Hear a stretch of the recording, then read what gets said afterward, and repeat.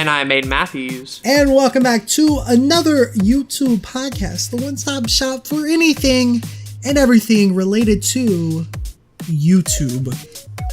Coming at you live from the UT Martin Browning Hall dormitory, everybody. How y'all doing? Hell yeah. And I'm still in my room. Yeah. It's pretty lit over here. The one, the only. Hell yeah. So we're shaking things up a little bit this week. We're recording the episode on Sunday, the day that these things usually get released, to make sure that we have an episode out to you on time next week. And we should mention, it's the August 26th Sunday. So yes. When the freelancing episode goes out, that Sunday. Not the Sunday that this is going to come out, but the Sunday before that one. Right. That wasn't confusing enough. So basically August 26th is when we're recording this. We're like 4 or 5 days before our usual recording day, which means we might not get to some of your comments. We might not. Your week on YouTube is not going to be as fleshed out as it usually is. But that's just how it goes sometimes. We still bring in a hot topic. Not the 2006 pop punk Central Mall store. We're just I like how you brought up that year specifically. I mean, if like that's the year. 2006 is pretty.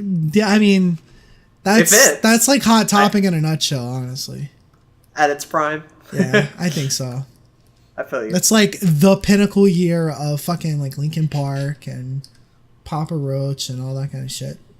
Sure, but at 2006, we're already kind of passing Avril Lavigne and all those. Yeah, that's fair. Early Green Day.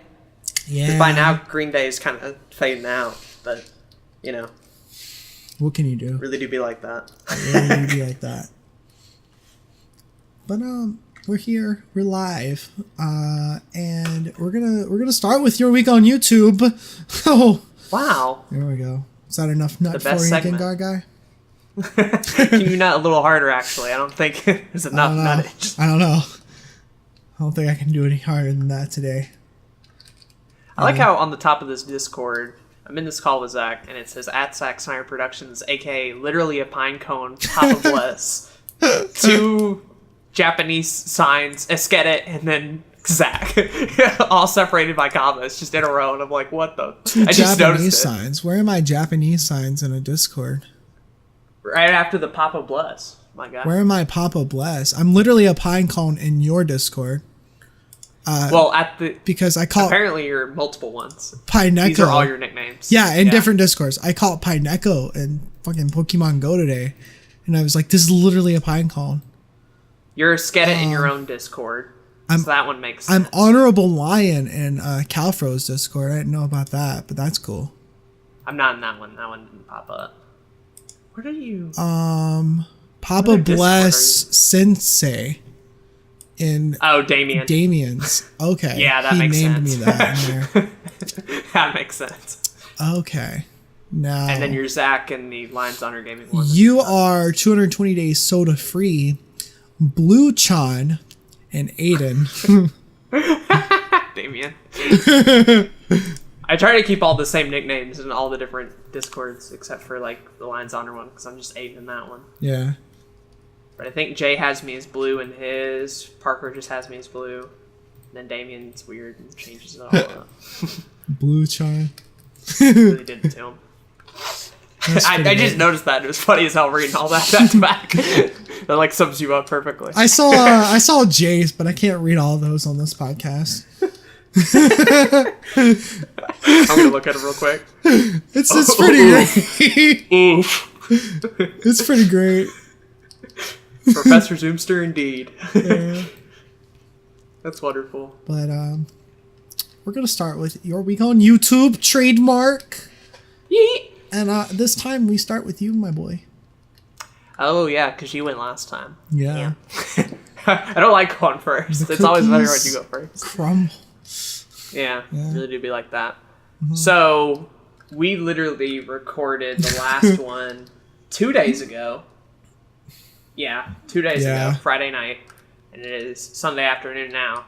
So the only thing major that happened to me in those 2 days was we did finish that other movie night recording late at night into like 2 a.m. pretty much. It's ridiculous. So we watched 2 movies that day too.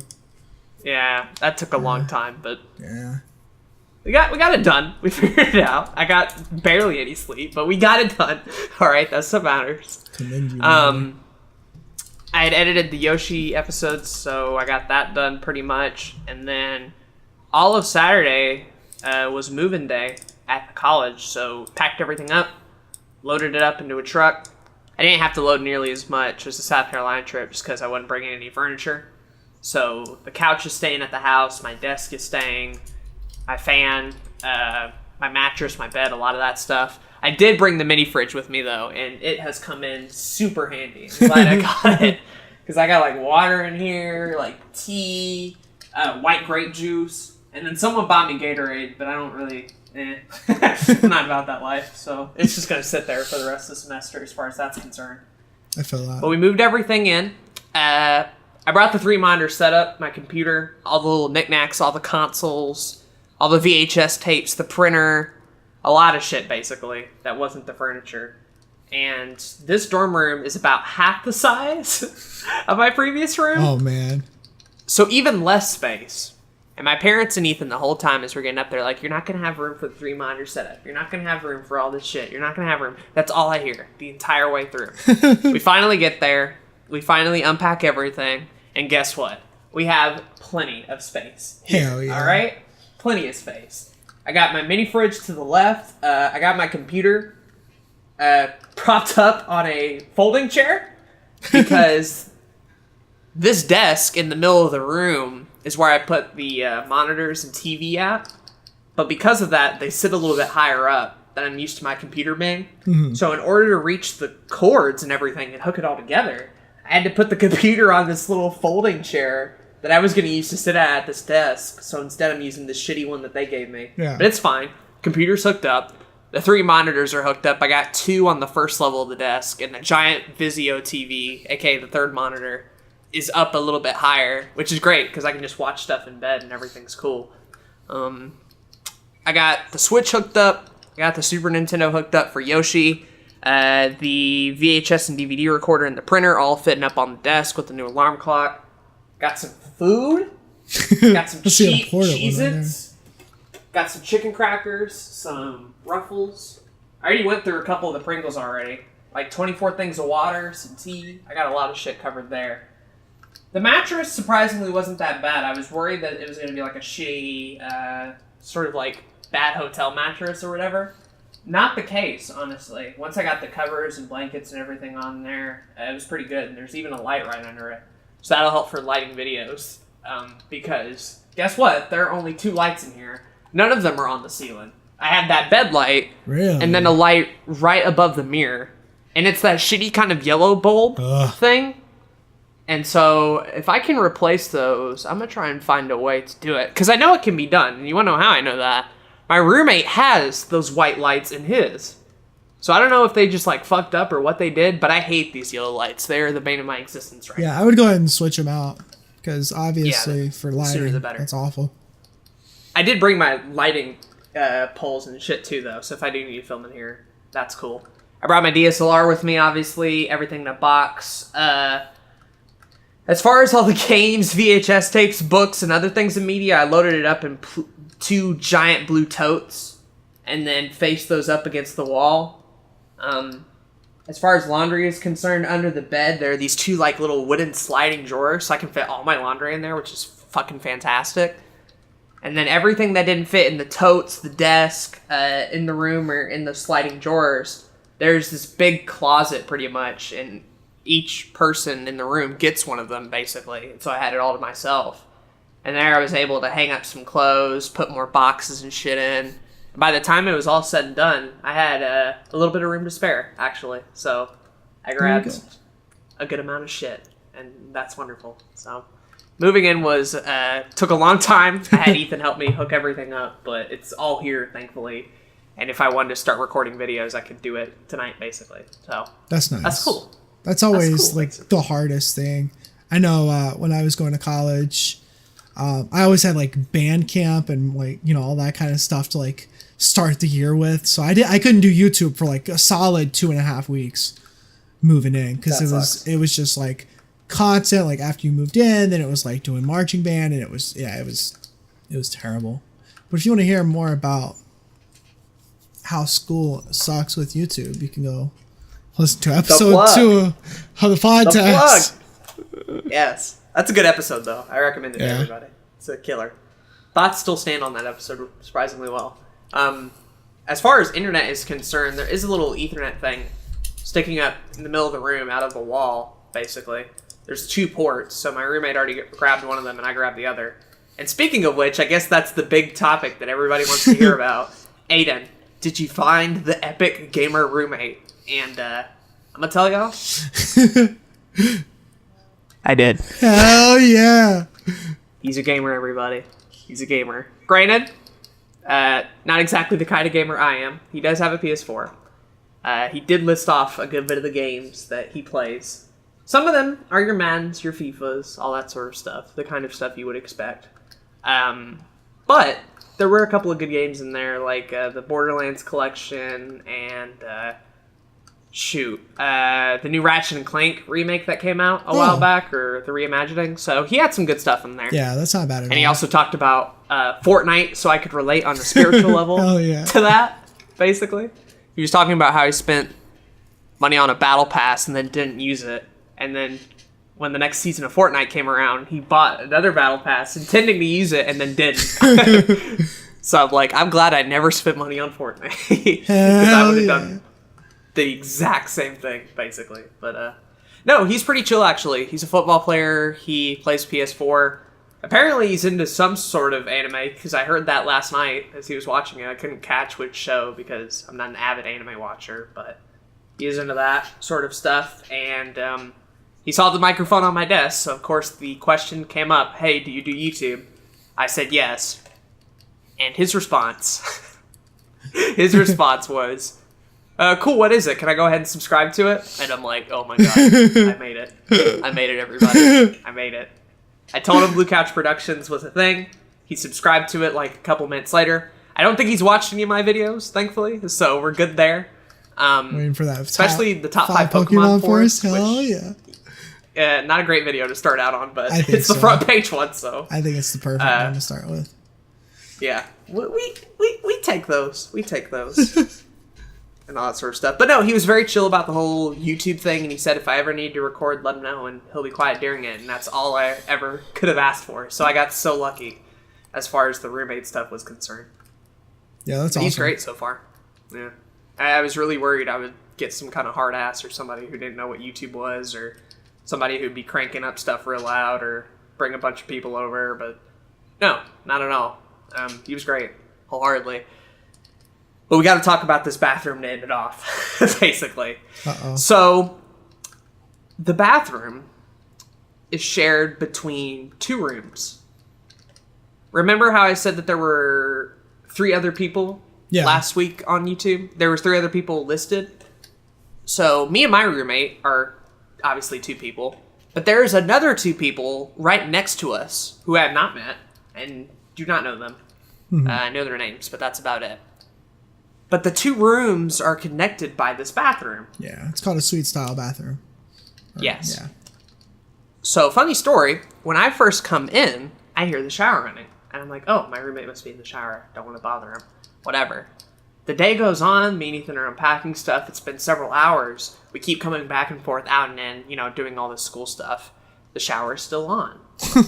And finally, we have like a checklist of stuff to make sure everything's working. And there's things that, like, you have to check the bathroom and make sure everything works. So, eventually, Ethan gets the bright idea, and this could have ended up pretty horribly.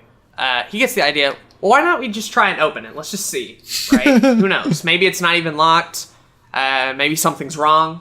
We had a theory that maybe my roommate killed himself in the shower, and he just left it running. We don't know. We had a lot of theories going in. Yeah. So Ethan yanks the door, opens it up, and nobody's in there.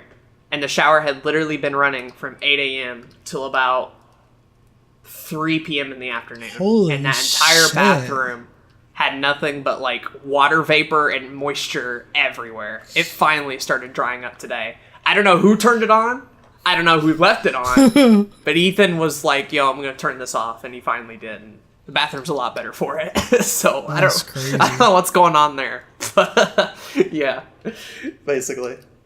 I expect that toilet to not survive, given my eating habits. But we'll see. We'll see. I got classes tomorrow, so I'll be doing them.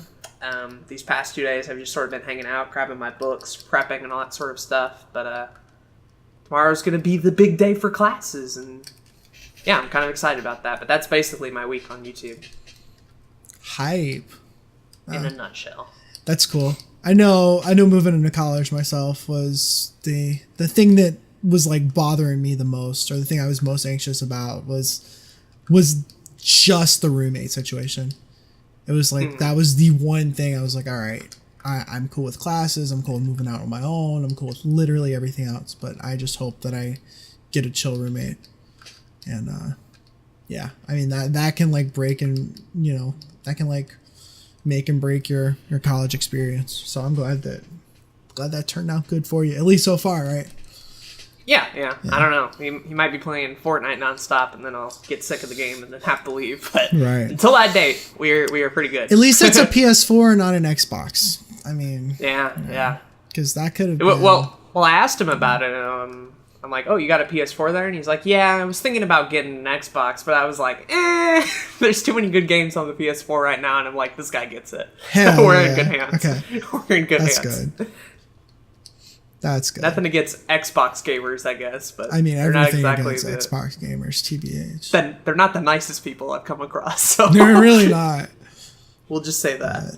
I mean, if you play Xbox, I'm sorry that they bamboozled you into getting that console. I know Denku does, so that only validates my opinions on him. So that's pretty accurate. Yeah. Love you, Denku. Hell yeah. You a bro. He's pretty great. He a real one. He is, in fact, a real one. Zachary, how was your week? Well, it's literally been 2 days. Nothing. Great. Nothing else happened. I worked my last day at my job. Oh, yeah. So that was hype. That's coming up soon. Yeah. So that was pretty hype. That was literally today. It was a long day, but it's over. And tomorrow is the first day of the rest of my life. So that's hype. Kind of scary though at the same time, right? Like, it must be a little bit. A little bit. I'm still kind of worried about going stir crazy because I don't have any kind of vehicle. And it's like the only time I get out is if I have to go to the store or whatever. I went to Walmart just to like fuck around since I had nothing to do. It really helped, like forget about things for a little bit and being like, wow, sure, a lot of weird people at Walmart. there is. Yeah. So it's like I'm gonna have a lot of time by myself. So that'll be cool. I'm gonna be streaming a lot more. That's plan number one. Plan number two is to like try to actually get some kind of schedule in my life, considering like all my time is mine now. So I have no excuses. I can schedule my life the way I want it to. So, we'll see how that goes into place. And then I do want to make health a priority of mine. So trying to get that and, fix all that shit. I feel you. I ate like 2 salads today, not because I particularly cared for it, but because like all the buffet stuff hasn't opened yet. So it's just kind of the food worker people there making stuff, and that's your only option, really. Yeah. And the first 2 days was a weird pork thing. I didn't really feel seasoned properly. And then day 2 is like this kind of gross lasagna. So I'm like, I'm going to get the lasagna in the pork line, but in case they're like the worst thing ever, I'm going to have like a backup salad. And by salad, I mean that very loosely. We're literally talking lettuce cheddar cheese, ranch, like a ton of ranch, too much ranch even. Yeah. And then like 4 croutons, and that's my version of a salad. Yeah. The unhealthy way, but it was all right. That's good. I wanted to cook out earlier. No, that's pretty good. Yeah, that's pretty hype. So, That's pretty hype. not particularly healthy, but that was like the first time I've been to cookout in like a couple weeks. So, there you go. But I might yeah, actually get healthy, straight up. that's The good. amount of walking I've been doing, like, insane. College will definitely do that to you. I'm thinking about doing some like daily walks because I definitely want to get more active, and I want to get a treadmill. But before I get the treadmill, I want to start doing some more walking. And I've been getting more into I've been getting back into Pokemon Go. So I'm like, why not just like walk 30 minutes a day? So I might do that. Do that like first thing in the morning or whenever the fuck I wake up. And see how that does if I feel like it. Be hype. I got a Pineco earlier today in Pokemon Go. It's literally a pine cone. Yeah. Yeah. I call him Pineco, but he ain't exactly a winner. Yeah. He evolves into a winner, though. Fortress, I believe. Got some pretty good defensive Fortress? It's kind of spelled like forest. Forest. It's like forest and fortress combined together, essentially, is all that is. But it doesn't look like it at all. It's like a giant pink ball with like red cannons sticking out of it. So he's a bit goofy too. That's pretty good. He's a good Pokemon, so. Nice. Yeah, that's your week on YouTube. Trademark. Never forget the trademark, boys and girls. That's the most important part there. Not the fact that we're growing as human beings or hopefully doing something successful with our life. It's the fact that we've trademarked this and not in actuality, just in our headcanon. The branding is what always matters.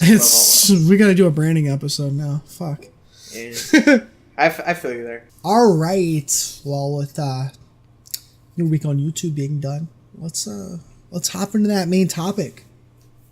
Suggested by our viewers at home, we're going to talk Viewers like you. Commentary, all ins and outs. The suggestion we got, do you remember what it was? Bulk recording versus live recording by the Gengar guy. Yeah. So it was a little bit vague, and it was a little bit too specific to the point where I was like, to get an entire episode out of it would be like a little too much. But we decided to do an entire episode on commentary instead. That way we could cover that as well as things like post-com, live-com, how to record Let's Plays, how to record voiceover, stuff like that. And then Patient also added on to Gengar's suggestion as well, saying, yeah, do that. So we're just going to do a whole commentary episode today, basically. We already kind of touched base on it a little bit in the Let's Play episode.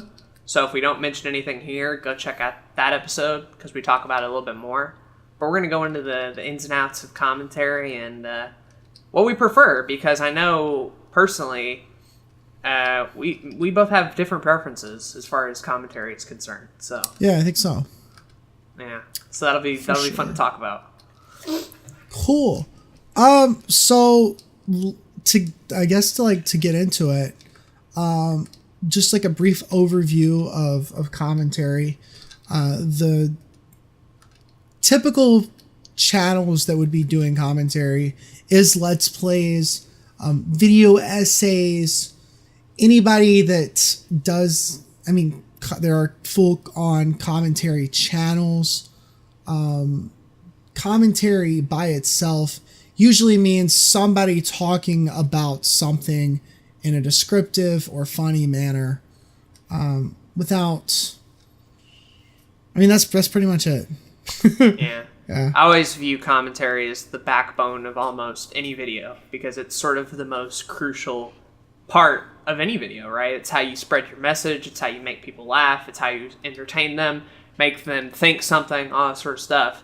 The only videos that don't require much commentary of anything is maybe like music videos or like shitty memes, but even then, like, the delivery of the lines in 6-second vines are very crucial to what makes them funny. So even in those cases, commentary can have a huge impact on your video, and really, if you're not doing commentary well, your whole video kind of suffers as a result. And granted, it's not the only part of a video. You still have to deal with the visuals, the editing, the writing, all these different aspects.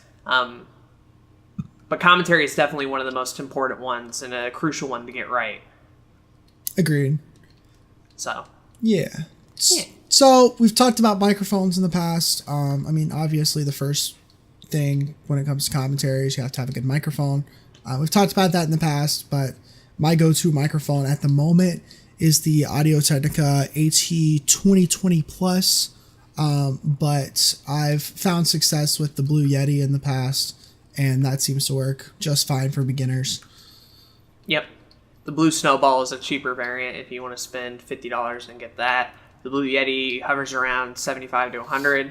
How much was yours? Mine was about $150 to $200, something around there. Yeah. So a little bit anything more around that range can get you a pretty good mic. Just do your research and trust the brand. But that's sort of your gateway into how to record commentary. The other part of that one is software. Once you have your hardware, aka your microphone, you need good software. I'm just going to recommend for most people, aside from people like Zach who use everything through Adobe pretty much, to go ahead and get a little program called Audacity. It picks up on your mic. You can change settings. You hit the big little record button and you're recording. And it gives you a couple of editing tools to change the volume of some stuff, add effects, remove noise. And then you can just export those clips and pop them right into your video editor of choice. A really helpful tool for not only recording commentary, but just audio people everywhere. Yeah, I would even argue for more advanced users, Audacity is the way to go. It's just very simple. There's no reason to use any other kind of audio software. Even Adobe Audition, while I love it and I use it for audio producing and mixing and mastering, to record straight audio, I use Audacity. Yeah, and it's free. So Audacity's free. You can It's great. download that today, literally. Like OBS, even. OBS is also a good way to record commentary. Requires a bit more setup than Audacity, granted, but if you're learning everything about OBS, you're going to want to learn how to set up your mic with it. So take that time to do that, and you can start having your audio in streams as well, and not having to use a different program like that. So it can be pretty helpful. Agreed. And obviously, we could go into the ins and outs of, specifically how to record for Let's Plays and how to record for other kinds of videos and stuff, but we've done a whole entire Let's Play episode and we've talked about other software and like other hardware and stuff you would need for that. So I would just go check out those episodes, because if we hindered on that, we wouldn't really be getting into the meat of the episode. I will briefly mention the microphone I have for my DSLR, because that was a recent purchase and we didn't mention it on the hardware episode. But the mic I have for my Canon DSLR, and one that a lot of people recommend as sort of a cheap beginner option, is the Takstar SGC, is it 158? 158 or 358. It's basically a Takstar microphone, but it's pretty good. It's about $25. You attach it to your camera, and you're good to go. It's the SGC 580. That's what it's called. I just checked the Amazon thing for it. But you plug it up to any camera with a mic jack, and you can mess with a couple of settings and get going as far as DSLR stuff. Do not use the microphone on your DSLR natively. It's fine. It'll get the job done. Get yourself a shotgun mic and go from there. So that'll help you out. Agreed. At the end of the day, audio is arguably the most important thing of any kind of video, which is kind of funny because it is a video. But if your audio is bad, 99% of people will not watch it. Gary Vee describes the 3 ways you can make content. You do it through visuals, you do it through the written word, or you do it through audio. And granted, audio kind of plays a part in the video one as well. But you can make video without audio, right? You can't use video to make an audio-specific thing like podcasts work on like Apple Music. So... Right. Granted, there's cross-through with all 3 of them if you really know what you're doing, but Gary Vee kind of views it as one of those 3 pillars of content creation, and with voice being as big as it is, it'll probably only continue to get bigger. Audio is a huge part of just the way we live our lives and how we work on commentary, but I'm sure you all knew that. We don't have to argue the strengths and weaknesses of having a microphone and recording it. Right. If you don't believe in commentary, I can't help you. All right, that's all I'll say. That's true. I guess one other small point to bring up is that, or I guess this is a bigger point, is that commentary doesn't, I mean, just like Aden says, with all the different types of content out there these days, commentary doesn't just exist with videos. The more and more podcasts become more prevalent in today's culture, the more and more commentary is existing in podcasts. So, you know, if you're not really into the whole video editing, but you feel like you got a good voice, you feel like you can talk for a long time on a certain topic, you feel like you're an expert on a certain topic, podcast might be the place for you. Sure. If you're doing a Let's Play and you don't need or don't want a webcam, you can just use your commentary and the gameplay to back it up, right? People have, for a long time on YouTube, taken really good pieces of audio and just tried to overlay any random video to it. And if your audio is good enough, frankly, a lot of people won't care, honestly. If that's what people are coming to and that's what people want, you know, you can just throw any sort of video up for the background on YouTube as long as it's appropriate, obviously. Yeah. And the audio can take the main focus. I can't tell you how many YouTube videos I listen to rather than watch on a regular basis. Sure. It's just more convenient for people. Absolutely. Cool. Wholeheartedly. But to get into the talk about commentary, let's get into, you know, how to commentary, right? It's a hard thing. How to commentate for dummies. Well, for starters, you learn how to speak in the podcast, Zach, right? Commentary is hard. There's a couple ways to do it. You could write a script. That's helpful. Sure. Or you could do live commentary, like we're basically doing for every episode of the podcast. For every episode of our Let's Plays. Yeah. And then there's post commentary, which is also live commentary. It's just after you record a thing, you just already recorded the video, so you're kind of overlaying your sound after the fact. And that even opens up into the world of voiceover, and that can lead into things like video essays and the like and all that sort of stuff. Right. So there's a lot of different things that you can do with it. Aden brought up a point that I think is pretty cool that I want to take a look into in the future. He said he said this a couple episodes back, and he may have said this on the podcast. I can't quite remember. But he said, I wish people... I did. It was like 2 episodes ago. I think so. He said, I wish people did more takes on their videos. Whether it's Let's Plays, whether it's regular videos, whatever it may be. And it had me thinking, you know, I do all my Let's Plays live commentary, but I'm actually considering going back to some of my Let's Plays now, going, you know, into the future, some of my solo stuff. If I listen back to it and I'm like, I don't like this, there's not enough funny jokes, there's not enough, you know, information here or whatever, I just don't like the episode, I'm considering redoing the episode, but not necessarily re-recording it because I don't have to anymore, right? You don't have to necessarily re-record the episode entirely, you just have to redo the voice. And I think that's something very valuable. And granted, that's not everybody's in that position. Some people don't have enough time to do that and have to get it out. Others maybe have a webcam and can't really do the reaction again, basically. That is true. At least not as genuinely. However, I would argue that for most people, if you're doing commentary on a Let's Play or for a video or for a voiceover for video essays, I'm of the firm camp that the more takes, the better, basically. I don't know how we've gotten to the point now where one take jaking it has seemed to become not only the standard, but in some camps even looked at as the more preferred, better outtake, usually. And granted, sometimes that does happen. Sometimes you record a thing and your first take is fire, you got the energy right, you got the thing down, you knew exactly what you wanted it, you do it in one take, and you're done, and you're good, and that's wonderful, and shout out to those people. I wish I was like that.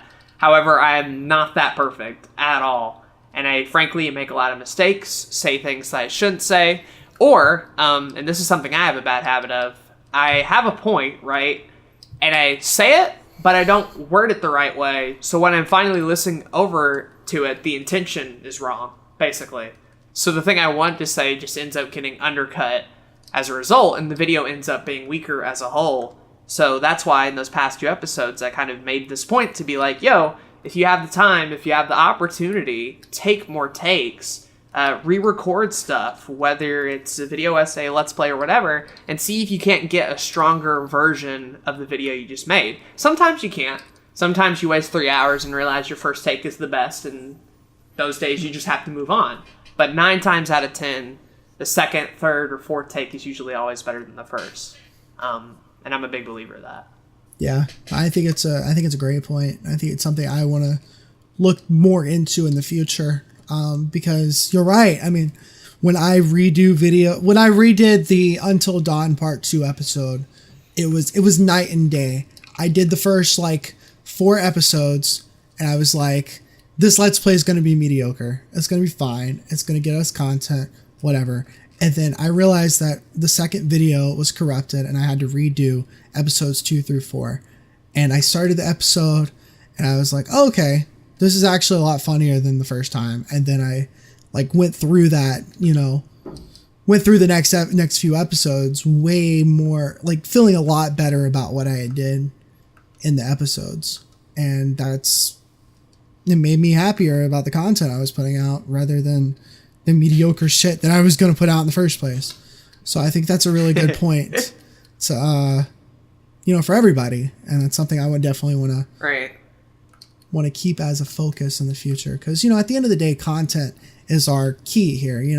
We usually let the algorithm fuck us over and to thinking that we need to put out more content. And, it's true. We do need to put out more. We do need to do more and, all that kind of stuff. But if we let our content suffer because of that, then we're not really better for it at the end of the day.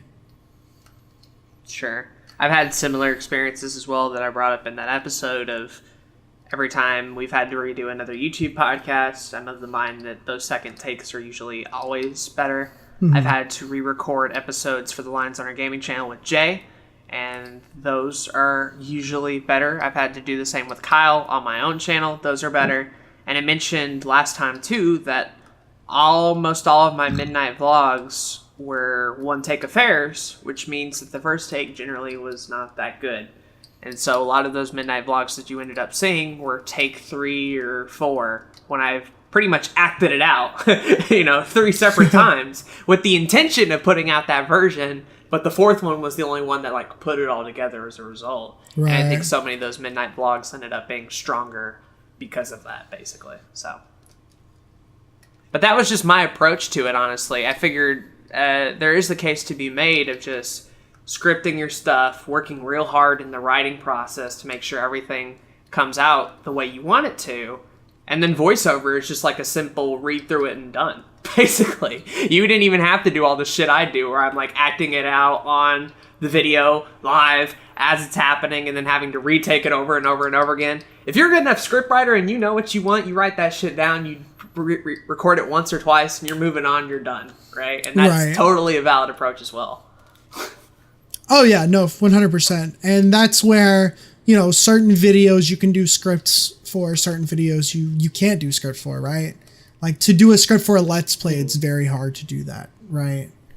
I'm sure it can be done. I don't know if anybody has done it in the past, but I mean, if you have, then kudos to you. Maybe you've got some really good Let's Play work out there. I mean, it better be if you if you scripted it out, right? I'm sure actually that could work out really well, and that might be a really cool experiment to try one day. But you'd have to make sure it sounds authentic enough, right? Mm-hmm. And most people can usually see through it, so it's very hard to do. Exactly. Whereas if it's a voiceover, it's okay to have it sound like it's a voiceover, That's where you get into acting versus narration, which is 2 completely different things. But yeah, narration mainly just do its job to not overstate itself, to sort of fit naturally into the video, usually. Mm-hmm. It'll come after the fact or whatever. Whereas voiceover is actively a little bit more involved. There's a lot of performance into it. And you may be thinking hey, is there really a performance when you're just talking into a microphone?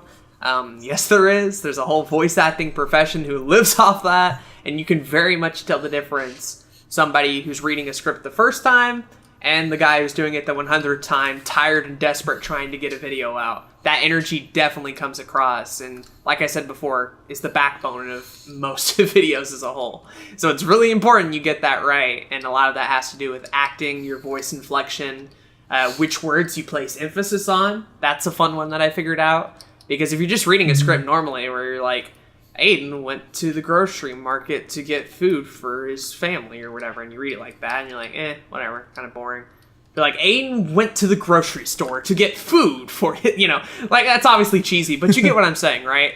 Adding intention to words and a little bit more oomph to them to kind of make the video flow a little bit better can be very crucial and can add a lot to a video. Mm-hmm. There's something about a person's voice that it's very interesting, because when you turn on somebody's video, you can usually determine whether or not you're going to continue watching this person based off of their voice. And that's very, it kind of sucks, because it's almost like discriminatory in a sense, because in like a few seconds, you've decided whether or not, unless you're intentionally deciding, I want to see who this person is, I want to see what their video style is, whatever, their voice can make or break your channel, or can make or break like whether or not you're going to stick around to watch their video.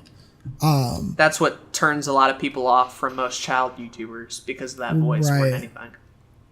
Sure. Which sucks. Like, you can't change that, but a lot of people, view audio in such a high regard. They're like, I'm not going to subject myself to 10 minutes of high-pitched talking or whatever. And it can be hard to sometimes.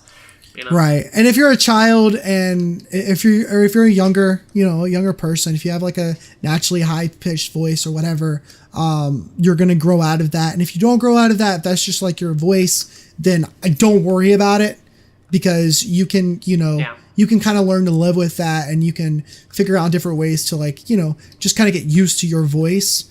And that's basically what I'm talking about here, is you want to get used to your voice. You want to get comfortable with your voice. You want to get comfortable with speaking into a microphone.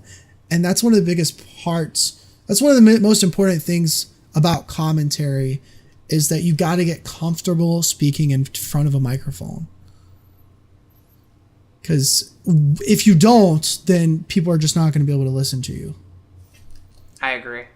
I've even met people with the opposite problem on occasion, where their voice isn't too high, but like unreasonably low. Like way too low. Oh, yeah. It almost doesn't even match the person you see on screen. And you're like, whoa, what's going on here? And that can turn people off too. And in some cases even sound monotone when you're not intentionally trying to at all. Right. So it goes both ways. But yeah, I agree with what you said. Regardless of what voice you have, if you can't change it, you can't change it. And so you work on your voice, or you work on other things, basically. Do you choose to let that define you, or are you going to move on and try and play toward your strengths and do something else? Or, if your videos have monotone voice acting on it, then maybe you go for the editing, or maybe you try something else. Like, there's many approaches to go around it, and I think you gotta feel confident with you. Otherwise, that's gonna show through your content. If you're not confident, other people are gonna pick up on that. So don't let something like your voice, which you literally cannot control, get in the way of making content. Otherwise, you're just gonna suffer for a long period of time. 100%. So different ways that you can improve that. And what I mean here is not improve your voice. Again, you're not going to be able to change your voice. Your voice is what you have, and you deal with that. And, sometimes I don't like my own voice. In fact, 99% of the time I hate my voice because I hear it so much when I'm editing. But the biggest thing you need to do is just kind of record a lot. That's number one, right? Just record a fuck ton. And you'll get used to being in front of a microphone. It'll be more natural, because a lot of people, especially starting out, they're not used to talking to nobody, right? Yep. And it's you got to think about it as if you're talking to somebody else. You got to think about it as if you're talking to a friend. You got to picture that audience on the other side. Even if that audience is not existent at the very beginning, you got to picture somebody sitting there watching your video, which means you got to have some energy behind your voice, right? And commentary is a thing that's very intentional in nature. You should never go into a video in one form or another and not know who it's for, basically. And I say that in the sense of, like, don't make videos that people aren't going to watch, obviously. Like, that's one thing, and people do that sometimes, and people just make videos for fun, and that's cool and everything, but they don't go anywhere.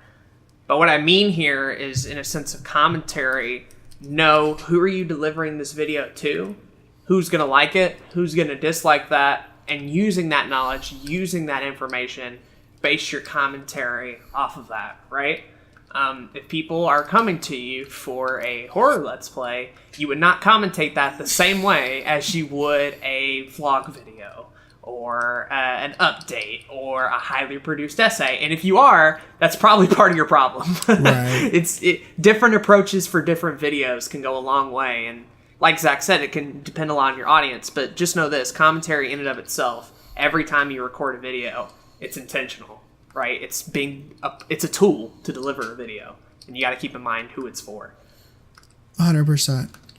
A lot of people get stuck up on the fact that there's the people that are monotone, right? They're naturally monotone, or maybe they're not even naturally monotone, but when they start recording, they're monotone. And the best way to fix that is to just like try to get some energy into your voice. Like, you just make yourself be energetic, but not over the top. Right. Right. Because a lot of new YouTubers, especially in like the 2012 to 2015 era, where like PewDiePie and Markiplier and all these people were getting big, like everybody was trying to copy them, and so they like tried to overdo the energy, and they were like, all right, we're gonna fucking top of the morning to you, like they're like all of a sudden they're the next Jacksepticeye, right? Like, I saw Jacksepticeye on the H3 podcast, and do you know the story behind the top of the morning thing? I do, yeah. You can go. He just wanted to figure out how he could sound as Irish as possible, and so like, what's something a lot of Irish people said? And it was top of the morning because people thought he was faking the accent. They thought, oh, you're an American trying to be Irish or whatever, and he's like, how can I be sure 100% that people know I'm Irish in like the first 3 seconds of my video? And he's like, oh, top of the morning. So that's what he did. Yeah. This is a funny story. It's really good. Yeah. So, well, and he's great. And he used his commentary to his advantage because for me, I can't watch too much of Jacksepticeye in one sitting because he's too energetic. No. he's way too energetic for me. But that's his advantage. Like he can bring that energy, and he can keep that energy for a very long time. That's him. He plays to it too. Exactly. It's part of his strength and his brand. So. And that's not everybody. So don't try to do that. If you can't put that much energy in your voice, don't do that. But also, don't lean back in your chair and don't like have your Doritos on your fucking like chest and like your controller to your chest and just like chill back and be like, hey, what's up, guys? My name is Gamerboy265, and today we're playing Amnesia: The Dark Descent. There's definitely two extremes to it. Yeah. And, you pretty much listed them right there. Yeah. The way too over-energetic and the way too, hey, what's up, everybody? Yeah. I know we're talking about gaming stuff. I know, just because it's so overabundant, but it definitely happens in like literally everything else. Every type of vlogs, has the over-energetic. Yeah. Vlogs, it's big in vlogs. There's the, hey, it's your boy, what's up, Killer Sue 65, ready to. There's the beauty tutorials. There's the, everybody's got these tropes. Number one, just be yourself. I've said number one like too many times, but like just be yourself, right? I agree. And use your voice that you have. Yes. And play towards its advantages. Another thing to keep in mind definitely is to understand that a lot of people, the reason that they get over-energetic is just to try and match a certain energy level, right? But the thing that a lot of people don't understand and don't pick up on, especially early on, is that you'll notice a lot of your favorite YouTubers and a lot of the people that you watch, it's not always 100% high energy, and it's not always 100% low. you'll find that with most videos, there's a flow to it. There's a balance. There's the high moments right at the peak of an episode when an exciting moment happens, or a jump scare hits, or an emotional cutscene, or something like that, right? The high point of the video. There's also lower points in the video. Maybe you're reading through dialogue, right? Which to most people can sound pretty exciting, obviously, but those are what those moments are designed to do, to sort of even out a little bit of the video, to sort of bring people down a little bit. And we all got to keep in mind as YouTubers that there's a flow to video. So that means a couple of things. That means don't be too over energetic, don't be too much in a lull.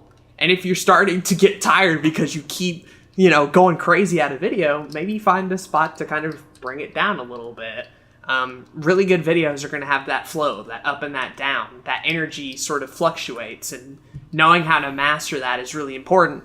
Luckily, it's a skill you're going to pick up if you do YouTube videos long enough. Yeah. So I feel like it can be overcome rather easily. I agree. Commentary is not something you're going to pick up very quickly unless you've done something unless you're like a storyteller with your friends and you just like naturally have done this throughout your entire life and you're just very good at that kind of stuff. Even then, it's something that you're going to have to work at, and it's just going to have to come naturally. It's not something that you can really practice a lot. Like individually, you're just going to have to make a lot of videos. And I'm glad you brought up the storyteller aspect of it too, because that's kind of what I was bringing up earlier with the flow, is that a lot of really good videos are stories, right? They have a beginning, a middle, and an end, right? You may think, oh, why is part 42 of Let's Play Binding of Isaac its own story? And it is, right? You have a start of the video, the beginning of a mission, or continuing off from last time, basically. Then you get into the meat of the content, the meat of the episode, the challenge that you're trying to overcome, right? And then at the end of the episode, you find a nice place to stop if you want to keep going, or you finish that challenge, whether it's a high up or a high down. That's a basic story arc, and you'll find that a lot of vlog channels, a lot of makeup channels, all channels, their videos, they're going to have a beginning. The hi guys, what's up, what's going on?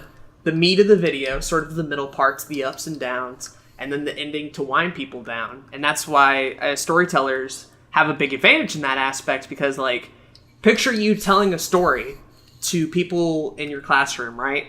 You don't just hit them with the big reveal right away. No, you kind of build it up, right? You get to the tiny details, you hit them with the big moment, and then you kind of work it back down, right? And so knowing how to do that, knowing how to storytell basically can go a long way. Mm-hmm. I've said that too many times in this video, and I hate it.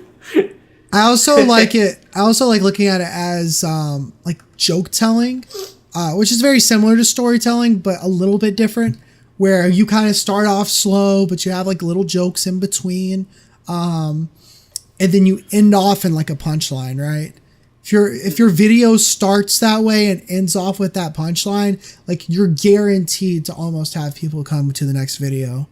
I feel like Game Grumps does this a lot, where they'll leave me wanting more, and so what do I end up doing? I wind up watching another video of theirs. And Vines do that to me in particular. It's just an accelerated process of it, usually. So you can get setup done in 2 seconds, believe it or not. That's the one thing Vines will teach you, is if you want to set up a joke and then get an immediate payoff in like 6 seconds altogether. You can do it in a short amount of time if you really know what's up. Vines are the one-liners of videos. Sure, but they're addicting, right? They leave you wanting more. You got to see the next joke, the next delivery, the next punchline. Yeah. And some hit and some do not, to say the least. That's an accurate statement. I think, too, when you record a lot as well, you'll end up kind of picking up on the quirks of your own voice and can sort of work toward improving them. Mm-hmm. I know a bad one of mine in particular, and I don't know if you've caught on it. You might have, probably, with how much stuff we've done together. I have a bad tendency to laugh at the end of most of my statements. Yeah.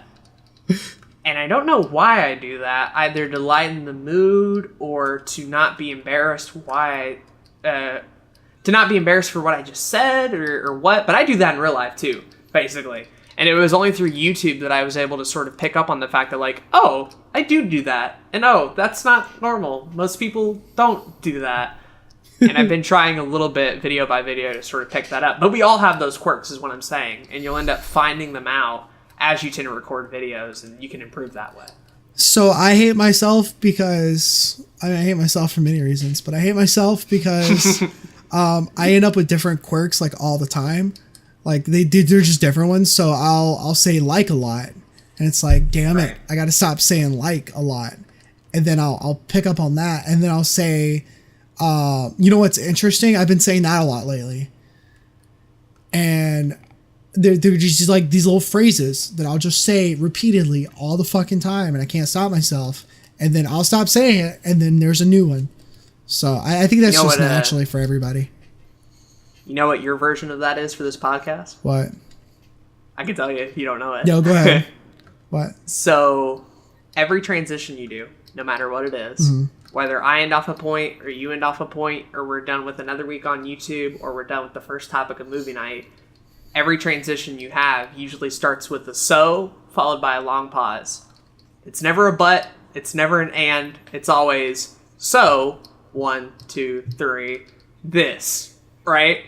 And it shows up in every podcast we pretty much do. Movie night too. It can show up there. Go back and watch the end of some of your week on YouTube segments or some episodes. You'll find it a whole lot. And I only just started picking up on it.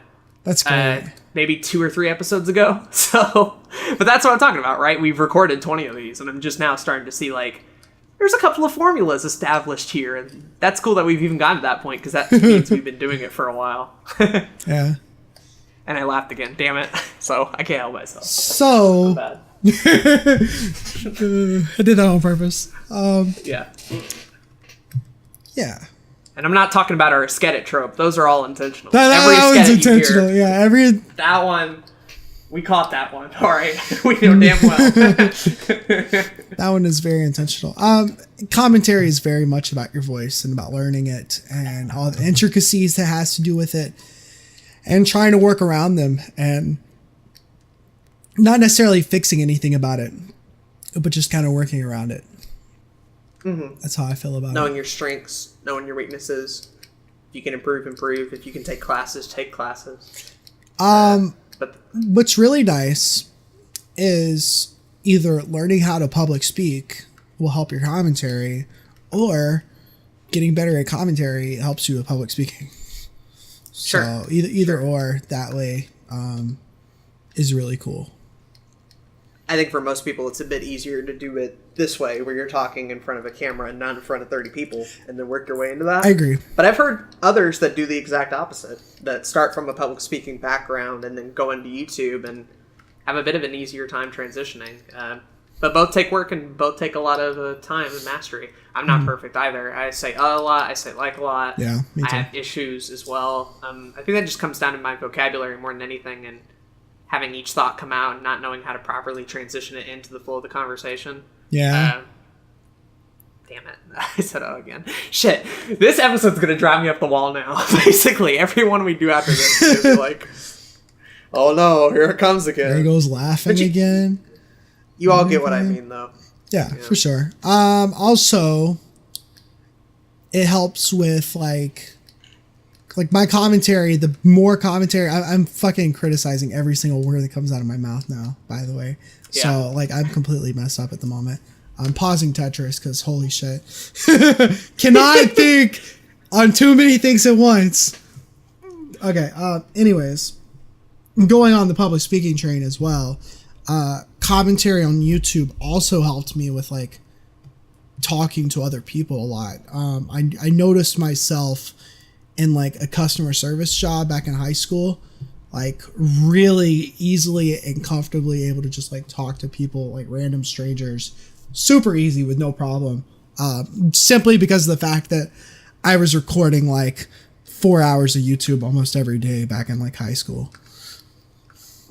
So I'm actually weird in the fact that like if I'm talking to other people and strangers, I'm actually more anxious than I am on camera a lot of the time. Oh, really? Even when I'm doing public speaking, which I love to do, and I love it a whole lot. Mm-hmm. Even then, though, there still is a bit of anxiousness and nerves.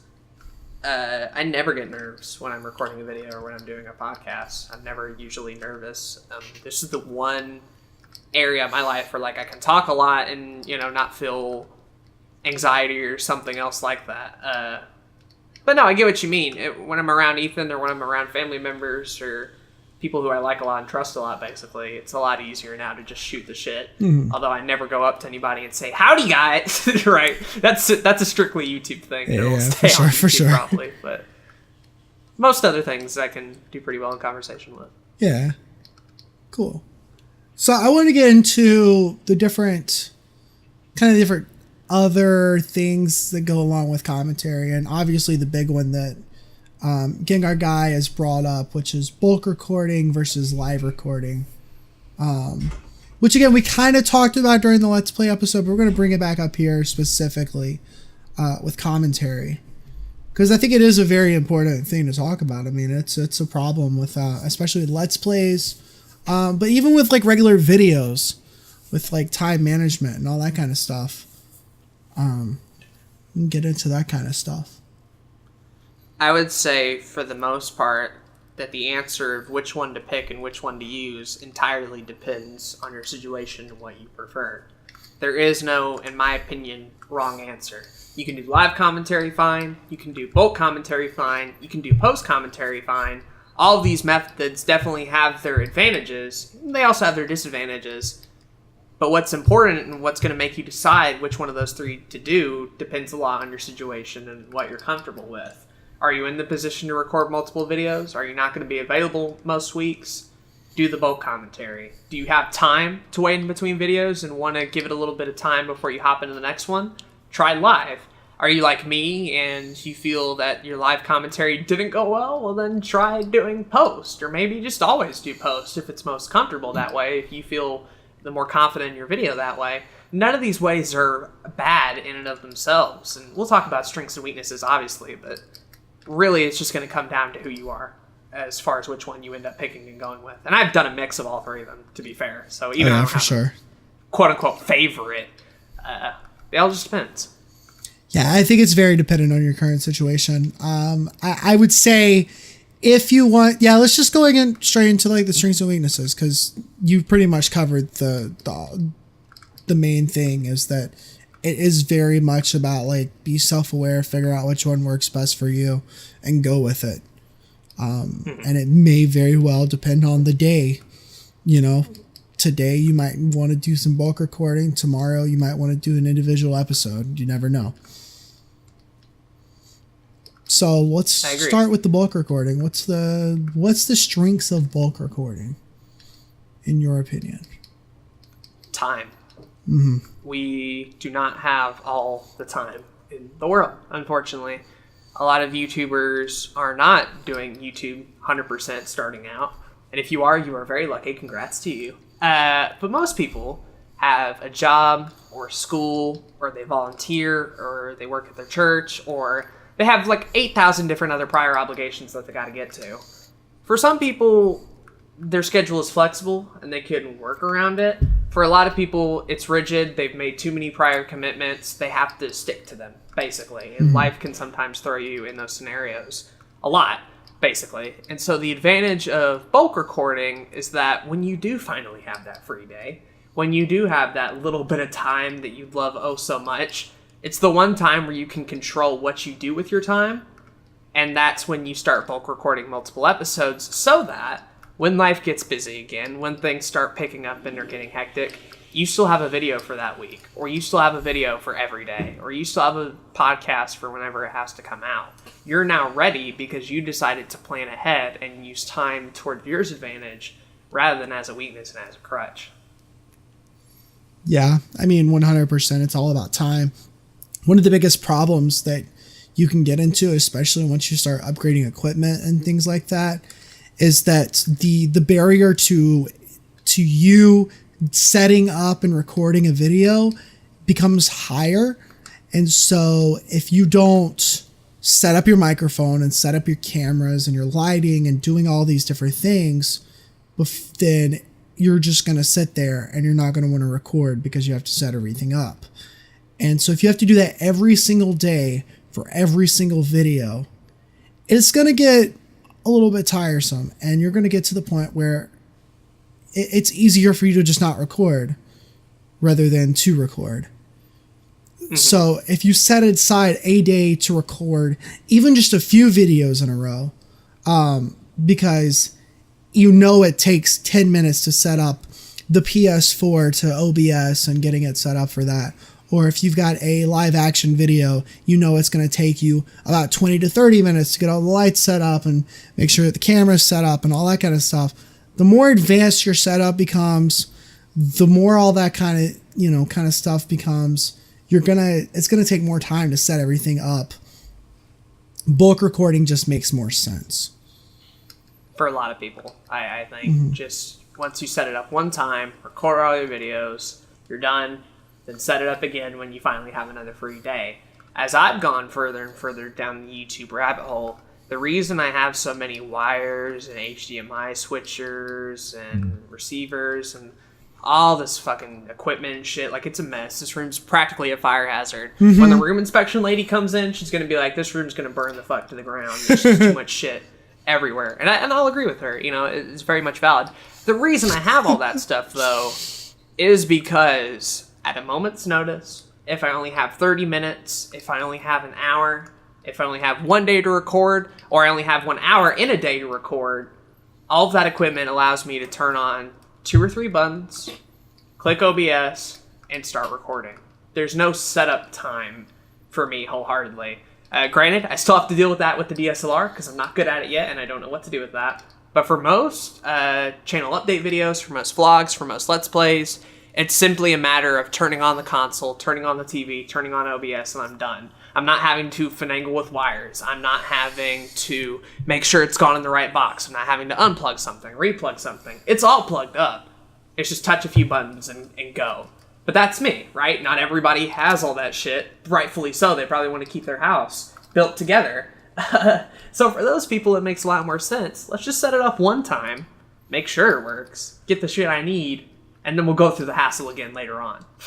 And to those people, that's a lot smarter. Yeah, for sure. Just setup times, they suck. And even if you have like the Aden set up, and I have most of mine set up like Aden does as well, it's still, it still takes a little bit of time to make sure everything's running properly. And if you have the problem where maybe the recording fucks up and then, that's a recording messed up. Well, you want to make sure you have time to not only set everything up, but to test the recording software, test everything so that you know that you're not wasting your time in the long run. I think that's always important too. I spend a lot of time troubleshooting. Yeah. Basically. Oh yeah. Even with my setup. So definitely. It can happen to you. I would say the weakness of bulk recording, at least for me personally, I don't know what you feel about this. A lot of people will argue that if you're bulk recording, you have a momentum from episode to episode, so you can keep the energy going. And to a certain extent, I can agree with that. However, I kind of have the issue of whenever I do bulk recording, the episodes, after a certain point, start to get worse and worse and worse because I'm tired and I'm worn out. And for a lot of people, like, they don't have the option to take a break.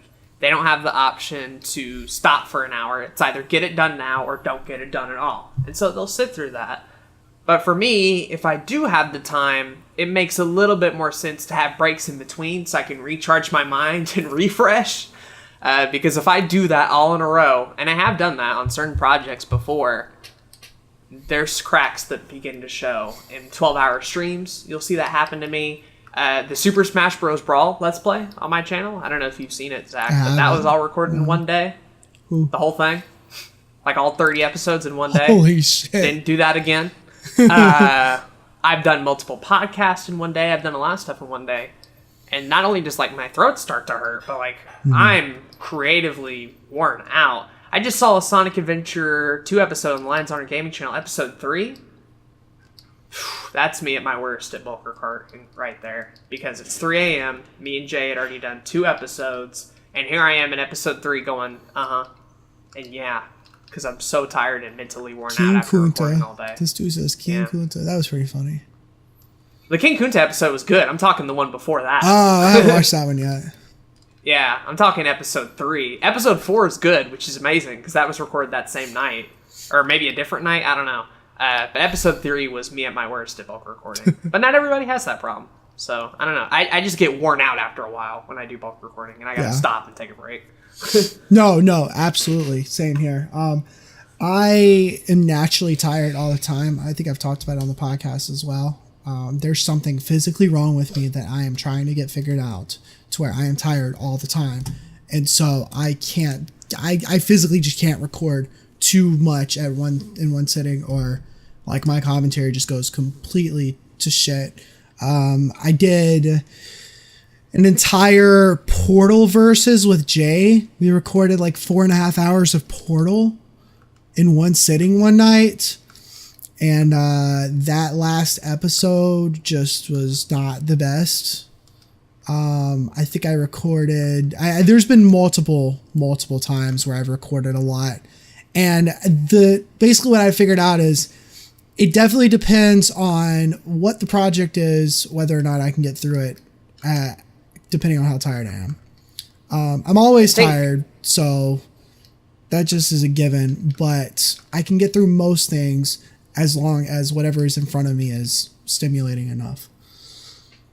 I think a good part of the success of this podcast and how we've continued to be able to do it is that even though we can sometimes talk for 3 hours, and we have done that in 3 episodes actually by now, it's crazy. Mm-hmm. We can talk for long periods of time. We can even go into movie night after this and go into Fire Red after this and still have great episodes and great commentary. I think the reason we're able to do that and our sort of advantage and sort of secret weapon is that anytime I'm not talking, Zach can talks. And this does 2 things. Number 1, it keeps the flow of the video going. I talk, he talks, I talk, he talks, right? It goes in a flow, basically, like I was talking about earlier. The other advantage of it is while Zach is talking, I can stop and think and know what I'm going to say next. It gives me that breather. It gives me that time to not put so much energy into it. And because we're doing that, because we're swapping back and forth and saving energy and stuff, even when we're at the 3-hour mark, we still feel as refreshed as when we started. And I think that's a big help. Who are you working with? And for some people, it can be great to work with 8 hours for one shoot. Others, not as much. Yeah. You know? And especially if you're working with yourself, you can suffer a lot too. So keep that in mind. Doing a callback to the collab episode, it's just like we talked about for the collab episode, you know, not knowing somebody and then doing a collab episode is very difficult. Yeah. But because we've like spent literally 56 hours on this podcast together. We didn't mention that, did we? We did, no. No. So Zach and I were like, how long have we talked about YouTube for on this podcast? Like, what's the actual total hour amount? And Zach totaled up the hours and I totaled up the minutes, and we brought our results together. And we ended up finding out that we have spent, over the course of this podcast, all the episodes, all the extra-sodes, everything added up to a total of about 53 hours, basically. We've talked about YouTube on this podcast, on this channel, for 53 hours, more than 2 days, basically. Yeah. So, that's crazy. It's ridiculous. Yeah. No, I was just thinking, like, we've talked about YouTube for that long, but then it's like, me and you have been, like, in a call for that long, too. But I mean, obviously longer, obviously much longer, but like that didn't even hit my brain until just now. Right. But like the fact that we've been able to like hold conversations for that long, is pretty phenomenal. We've established that flow. We've established that energy. Yeah. There's only a couple of times where we kind of step over each other, and that's mainly Discord's fault rather than our own, basically. Oh yeah, for sure. We can blame it on Discord. I'm cool with that. Yeah. That's what I'm going with. Hell yes. Get it. I feel you. Yeah, it's bulk recording. It's great, honestly. I think it's the best, but it does have you can't have that problem where if you record too much, you do lose some quality. Unless it's scripted work. I think if it's scripted work, especially if it's just voiceover and you're not like messing up your throat, then you can usually do a lot of it in like one shot and you're good. If you have to be on camera, be careful. You could look physically tired. That is a problem. There's a couple of videos of mine where I did them all in a row, and you can tell by the end of it, it's rough. Yeah. I'm But if you don't have webcam on, no one will know. Exactly. I typically try to record, as far as Let's Play parts go, I think I try to record 3 or 4 episodes at a time now. I don't try to push myself anymore like I used to. Because I used to do like 10 to 12 videos at a row without stopping. Usually even more than that if I could. And now I'm like, if I don't feel like going anymore, I just won't. Because I feel like the quality does suffer. But me and you have done like 3 Fire Red episodes back to back. Yeah. I did all of SA2 in a couple of nights with Jay, really, and that was just... At some point, I kind of realized that I prioritized getting the videos done rather than my commentary. Mm-hmm. So I was willing to kind of sacrifice a little bit of my own personal energy to be like, well, if I do it, SA2's definitely coming out on time. So let me get them done. So... Yeah. And then it didn't happen anyway, so it all worked out. Yeah, well... I'm joking. Well... Jay's the best, except for when he's not. Except for when he's not, yeah. I mean, he doesn't even watch this podcast anymore, so... Yeah, we're good. We can talk as much shit about him as we want. It's pretty great, actually. I love that about this podcast. I did all 4 Roblox episodes back to back. Mm-hmm. And that's a pretty good example of it, too, because episode 1, I feel, is like one of the strongest. Mm-hmm. And then 2 and 3 kind of dip down a little bit. Still pretty good, but not amazing. And then 4 kind of picks back up because it's the finale. So you kind of save a little bit of energy for that finale episode. Uh-huh. And episode 4 ended up being really good, too. So I think if you catch yourself... Like, if you catch yourself losing the commentary, you can sometimes pick yourself back up. But I also know that if I catch myself... then I also just end up like telling myself that I'm shit at commentary and I've never been good at it. And then I just kind of am like, all right, I need to not do any more of this today. Mm-hmm. So, I try to very much focus on what I'm doing now. Mm-hmm. So, for example, during the podcast, I usually don't play anything most times. Mm-hmm. During SA2, I'm focused on the game and what I can talk about. During Let's Play, something like that, the channel update, I try to stay on track for the most part. And for projects where I am not on webcam, like sometimes during this podcast, I'll drink a little bit of water so that my throat doesn't feel as tired as I do. Water is good. Water's a godsend. I used to just play like any fucking video game during podcasts. Now I play Tetris during some podcast episodes. It depends. Just because it like keeps my brain going a little bit without being like too crazy. Yeah, and that can help a lot, too. Mm-hmm. Cool. Streams sometimes even I'll listen to background music. If the chat's kind of in a lull, yeah, I'll pull up some like YouTube music and have it played through my headphones, not the stream. Streams are hard, especially with commentary, because you do rely on that chat. It's kind of a crutch, but if you can every once in a while just kind of hone in a little bit and try to bring some story out of your ass, you can do it. I mean, let's be honest though, commentary is very much something that you have to like pull out of your ass sometimes. Definitely. That's some of the funniest moments too. I agree. When you get to that point of desperation. Yep. You get some good comedy gold out of that one. Just like some straight dumb ass shit, and it's the best. Yeah. Movie nights like that a good bit. It is. Movie night's interesting. It's a fun project. Go subscribe to the channel. It's some good shit. I agree. Movie night's good. Live recording is the other big one here. And there's some pros and some cons here. I'll go ahead and go into the pros of live recording. I think the biggest one is that you get your honest, genuine reaction to what you're trying to talk about. I mean, that's a lot of people value that. For sure. I think so. And in some cases, I would argue that the best version of your video is done with that honest reaction. Depending on the game you're playing or the project you're trying out, or social experiment videos, I guess, kind of have to be done live. I mean, some of those are scripted, though, so who the fuck knows? It depends on the video. And again, like, we are talking about gaming stuff a good bit because commentary is very often mixed with game stuff. But there are obviously other types of videos that commentary is involved with. But yeah, like if you're doing a horror game and you've never played the horror game before, then your genuine reaction is most likely going to be better than some kind of scripted bullshit that you put on there. If you know how to react, though. Yeah. I think it can be... A lot of people don't realize is that sometimes your honest, genuine reaction isn't funny, isn't entertaining, and isn't worth watching. And that's when you sort of have to be in the position of being like, maybe it would work better in another scenario. But for some people, when that moment hits, when their time to shine, when it's like, here's your opportunity for commentary gold, take advantage of it and produce some of the best videos on YouTube. Yeah. But you got to be ready for it, right? You know, that definitely takes a skill to know when to react and how to do so, basically. Even if that sounds a bit dishonest, trust me, a lot of the best live commentary videos have sort of mastered that skill of when to strike at that exact moment and how to do it. No, I think you're right, and I don't think it's being disingenuous.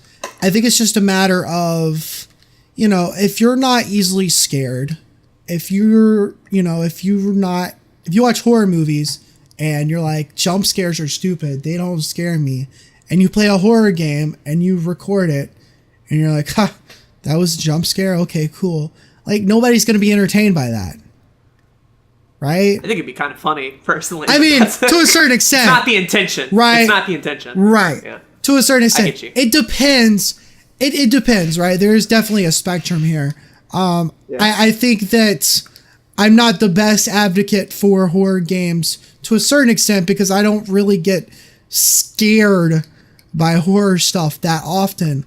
But then again, sometimes those stupid games, they'll pull out some bullshit and I'll be like, oh, okay.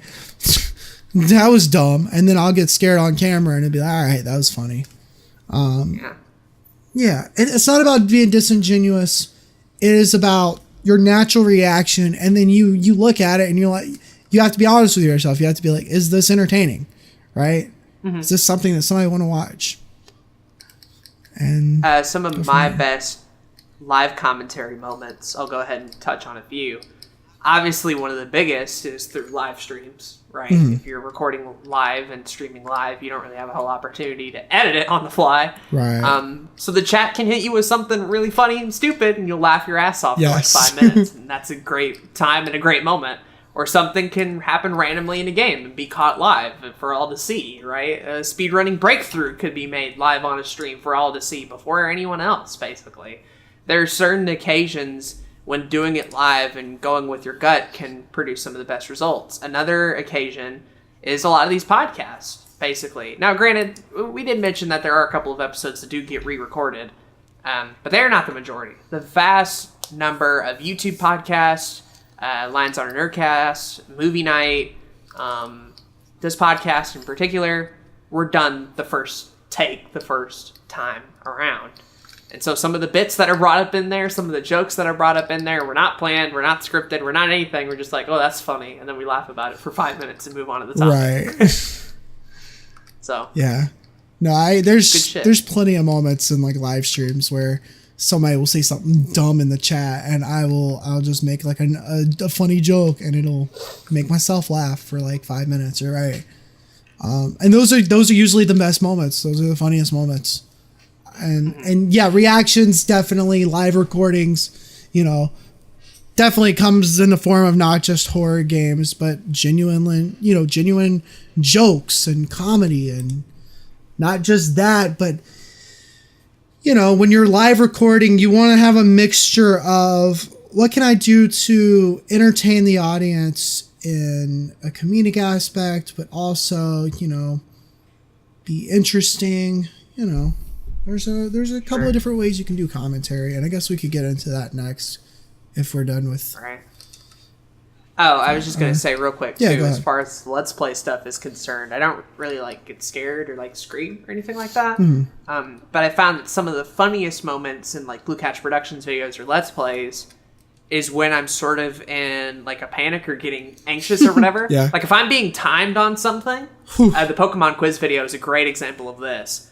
A lot of the fear and anxiousness of trying to beat the clock can produce a lot of good shit out of me, whether it's in Let's Plays or that Pokemon video.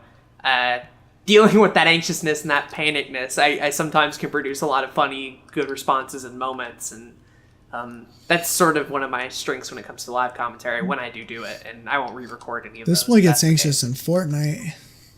Yeah. I'm glad so many of those moments are on stream for everybody to watch. Yeah.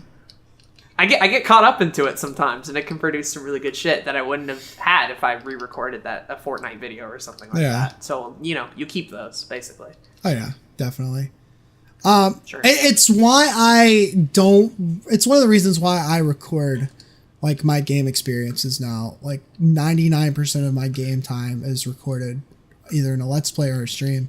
And it's like part of that is like, oh, that's sad. You don't play games for fun. It's like, yeah, I do play games for fun, but I find it fun to do commentary over it. And then I can go back one day and look at the experiences that I had doing that. I agree. Wholeheartedly. I guess we didn't really get into it, but cons for live recordings. So there's the problem that I brought up earlier of going with the one take, thinking that it's genuine and honest, and in fact, it's boring. Yeah. And people don't like your video, right? Mm-hmm. And live commentary, its biggest strength is its biggest weakness. If the reaction is good, the video is good. If your reaction ain't good, the video ain't going to be good. It can live and die off that one aspect sometimes. So that you really kind of have to have a critical look at your own video and your own content and come to that decision. Was this funny? Was this good? And if so, keep it. If not, try it again. If you want to still keep that sort of live, genuine aspect of it, maybe wait another day. If you want to get it done, go into post-commentary or bulk, basically. Right. But that's my biggest weakness as far as that's concerned, is people are very much not critical and will do the live commentary, think it's funny, don't look over it, edit it, post, done. And that produces a lot of boring content sometimes. This happens really early on. I know that a majority, like 99% of my like first videos and like my first 4 years of creating content were not entertaining. There's just like boring Let's Play. There might be some entertaining moments. I don't know. I haven't watched any of it in years, but I remember editing back and just like, all right, fine, whatever. It also happens in like very long series, especially in the Let's Play atmosphere. Again, sorry that we're talking about gaming stuff. It just so naturally works with, commentary here. But it happens when you're doing like very long series. You get into the rote of the series and you kind of just, don't try to do anything special with the commentary after a while. And that can get laborious after a while. It's when people use live commentary as a crutch. When they get in the mindset that, oh, it's live commentary, so of course it'll be funny, of course it'll be entertaining, and then don't edit and don't look. Mm-hmm. Well, you're going to end up with a lot of stinkers that way, basically. And, even if you do record a live commentary and it turns out it's not funny, there's still workarounds to fixing that video. There are definitely a couple of Let's Play parts. There's definitely a couple of videos that ended up being saved in the edit, right? Mm-hmm. One of the fascinating stories I've heard about recently is the fact that, like, the first Star Wars movie was apparently saved in the edit. Of, like, all these scenes were kind of... Yeah, I could see that. disconjointed and didn't make a whole lot of sense, and the mood changed, and, it kind of was all over the place. But through the power of editing, making the right cuts, adding music to certain moments, trying to keep the vibe consistent, they were able to take a movie that was a jumbled mess and really use it in the editing phase to sort of turn it into the powerful blockbuster that we all know today. The problem is that people won't edit and will just move on and go with what they have. Yeah. And that's the issue, is when you use it as a crutch. It's not a crutch. You gotta still put work into it to make the best video you can, obviously. Well, and that's important too, is, editing. Like edit. A lot of people think, oh, I can just do live commentary, and since I'm doing live commentary, that means I don't have to put like an audio track to the video. I can just export it, and there we go. There's a video. Like, still edit your videos. It's 2018. Mm-hmm. Yeah. If you're not editing your videos, nobody's gonna watch them, unless it's just straight comedy gold. Cut shit out. And then you should just be basically streaming, I guess, if you're really that adamant about not editing. Cut shit out. Mm-hmm. There's so many people who again, really hold true to like, oh, live commentary is honest and genuine, and if I cut anything out, the non-honest, genuine experience will be ruined. No, it won't. Cut boring shit out. Yeah. I'm not saying it has to be baller moment, baller moment, baller moment, baller moment. There can still be quiet space and small space and appreciating the tiny moments, but it can't just be high, low, low, low, low, low, low, low, low, low, low, low, the whole way through, right? The flow. Remember the flow, everybody. You know, sometimes you can't get it naturally. And it's okay to edit, to add funny images, to add music, zoom in. Zoom ins are my favorite. My commentary is bad and I say a quirky, weird-ass line that makes no sense. Let's call attention to it and zoom into it on a Questions on the Couch, and suddenly the moment's funny now. Right? Yeah. It was meant to be serious when I recorded it. It was meant to be a good line in practice, but when I watched over it, I'm like, no, it's not. How about we call attention to it and make fun of it? And that produced a better video. Cut shit out. Do the editing. It'll save you so much. Agreed. If you're playing a JRPG, chances are we don't need to see you fighting that slime one more time. Especially if you're not saying anything funny and or interesting. One of the things I do in these kind of like longer ass games is if I know that I got to do some kind of battling that's going to take forever, I just don't say anything in the commentary. If it's just me by myself, I just don't say anything. And then when I get into the editing room, I see this long ass chunk of silence. I know that I can just cut it out. Made future Zach easier on himself and made past Zach easier on himself. Literally, Zach is happy in all aspects of his life. It's a perfect feng shui. Like, if I'm fucking up on a part over and over again, if I'm fucking up on a boss over and over again, Dark Souls is a great example of this. Dark Souls is boring in its natural play state. Yeah. What the developers intended you to do is not what the YouTuber intends to do, basically. Yeah. And you think, oh, Dark Souls, funny, haha, you die, LOL, and that's funny for a while, until you're in the Undead Parish for 30 episodes, and then suddenly it's not funny, right? Knowing when to cut shit out, knowing when to re-record a fight, knowing when to put in even mixtures of post-com, if that'll help. Yeah. Comedic zoom-ins, trashing episodes if they're bad. There's a flow to it. Highlight right? reels. And some games work better with it than others. You know? Yeah, for real. Knowing that some games just don't work as Let's Plays. Yeah. That's important too. And Dark Souls is a great game, 100%.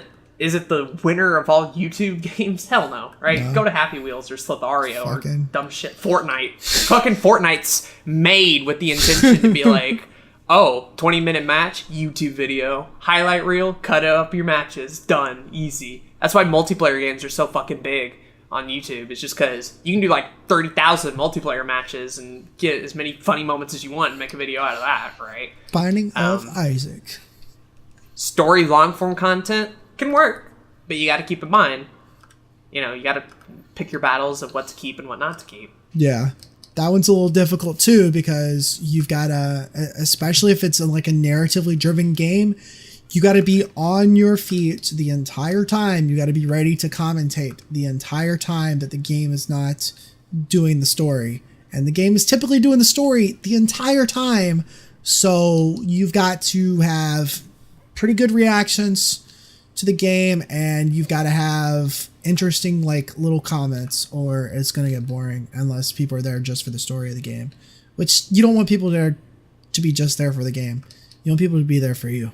We've talked about live com, talked about bulk com. Let's go ahead and jump into the final type, unless we have any more to mention. I don't think so, though. Final type is just like Pokemons. Hell yeah, basically. But my, I guess, quote-unquote favorite of the group, the one that I advocate a lot more for than the other two, post-commentary. It is what I like to do. It is mainly how I do things, aside from, again, a couple of projects, some certain exceptions.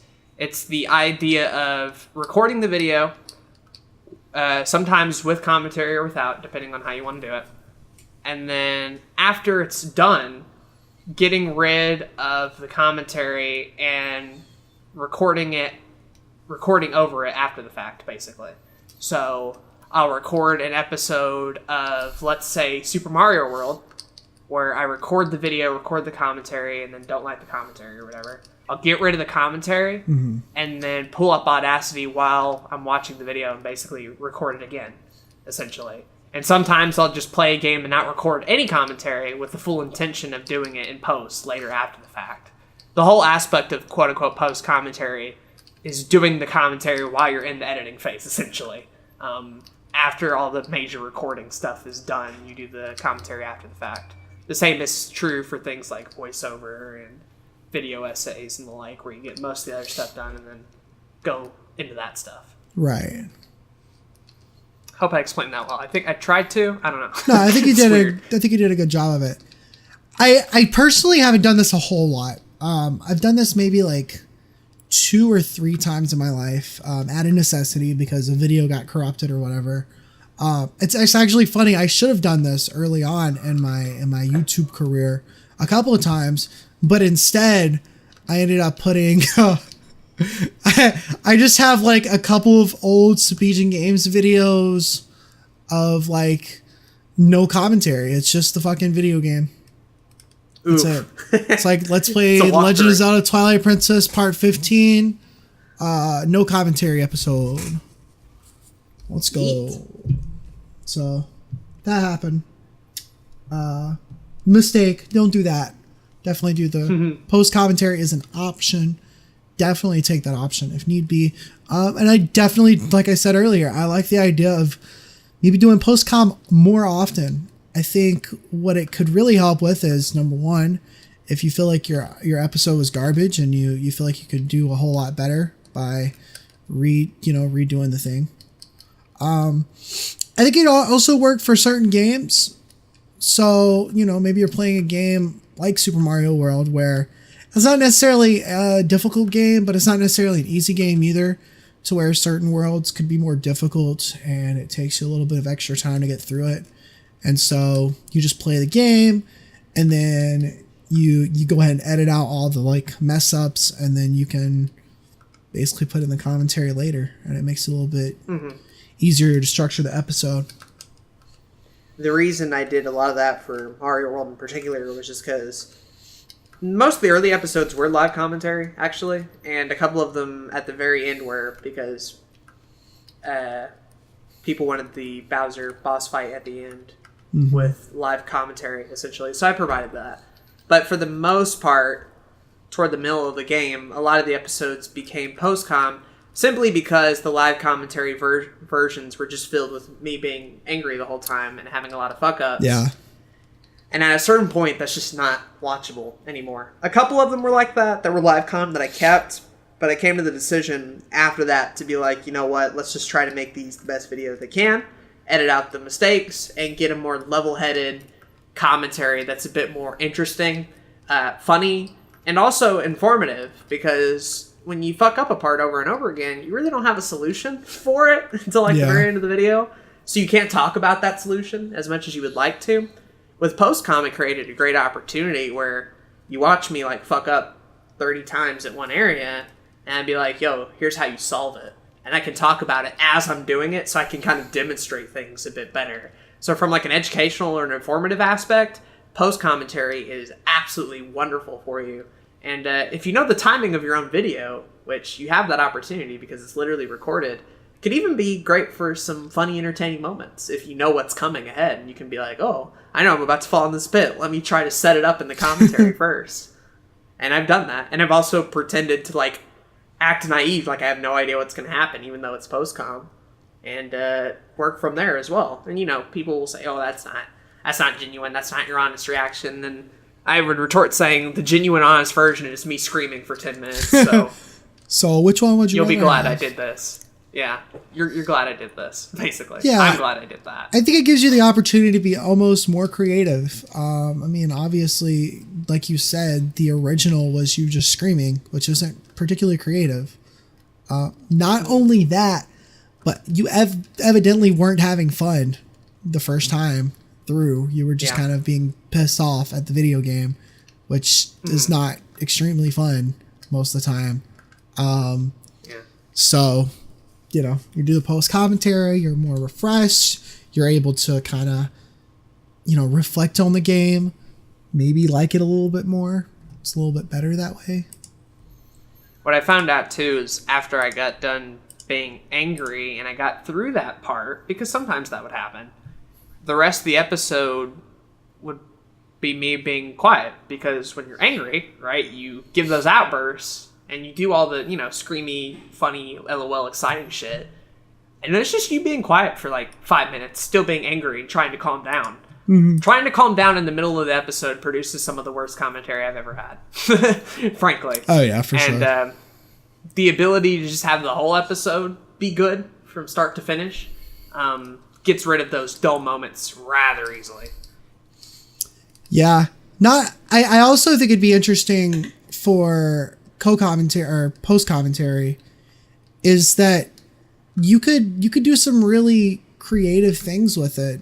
You could do like some gimmicky things that not a whole lot of people do. You're able to like work on your voice acting a little bit more. That way you can really hone in on your character voices. Like you said, you can not be as angry with the video game, and that gives you the chance to really hone in your storytelling and all that kind of stuff. I think the post commentary has a lot of benefits that we often ignore. At least I have. And for this podcast, what I found it did when we do post commentary here is really tighten things up a whole lot, because usually if we do a first draft of an episode or whatever and we plan on releasing it and then it gets corrupted or something happens, usually Zach will tell me like right away, and we tend to re-record it almost right away or the day after. So the episode is still fresh in both of our minds. We know what we talked about. We knew what the key points were. We knew sort of the funny jokes and the main beats of the episode. We just didn't know all the filler bits, the moments where we talk and it doesn't lead anywhere, or the moments of filler content.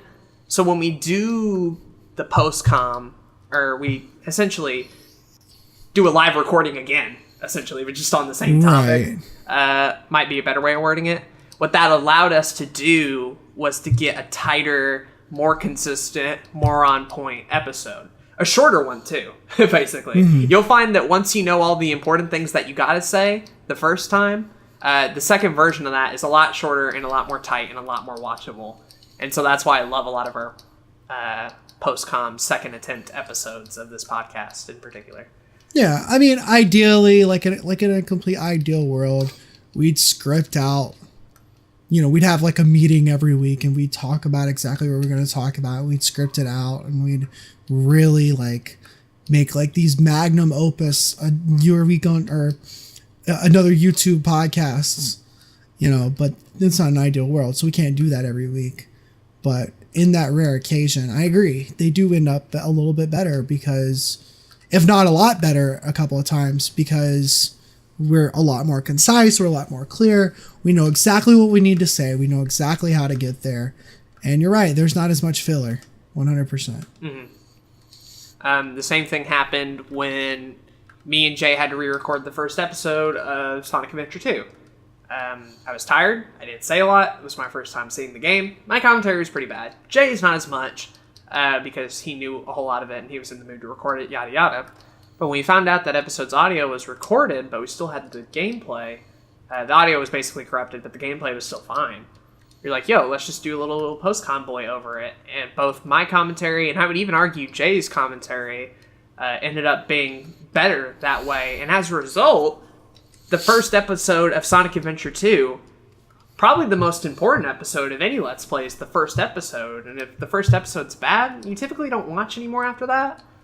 And so at the very least with Sonic Adventure 2, even though there are a couple of dud episodes, like I said, episode 3 is not a very good one, it starts off at such a strong point, and we got a lot of people in simply due to the fact that me and Jay did post-commentary on it. And I think it saved a good bit of that first episode. It might have even saved the series for a couple of people. That gave them the opportunity to continue watching more.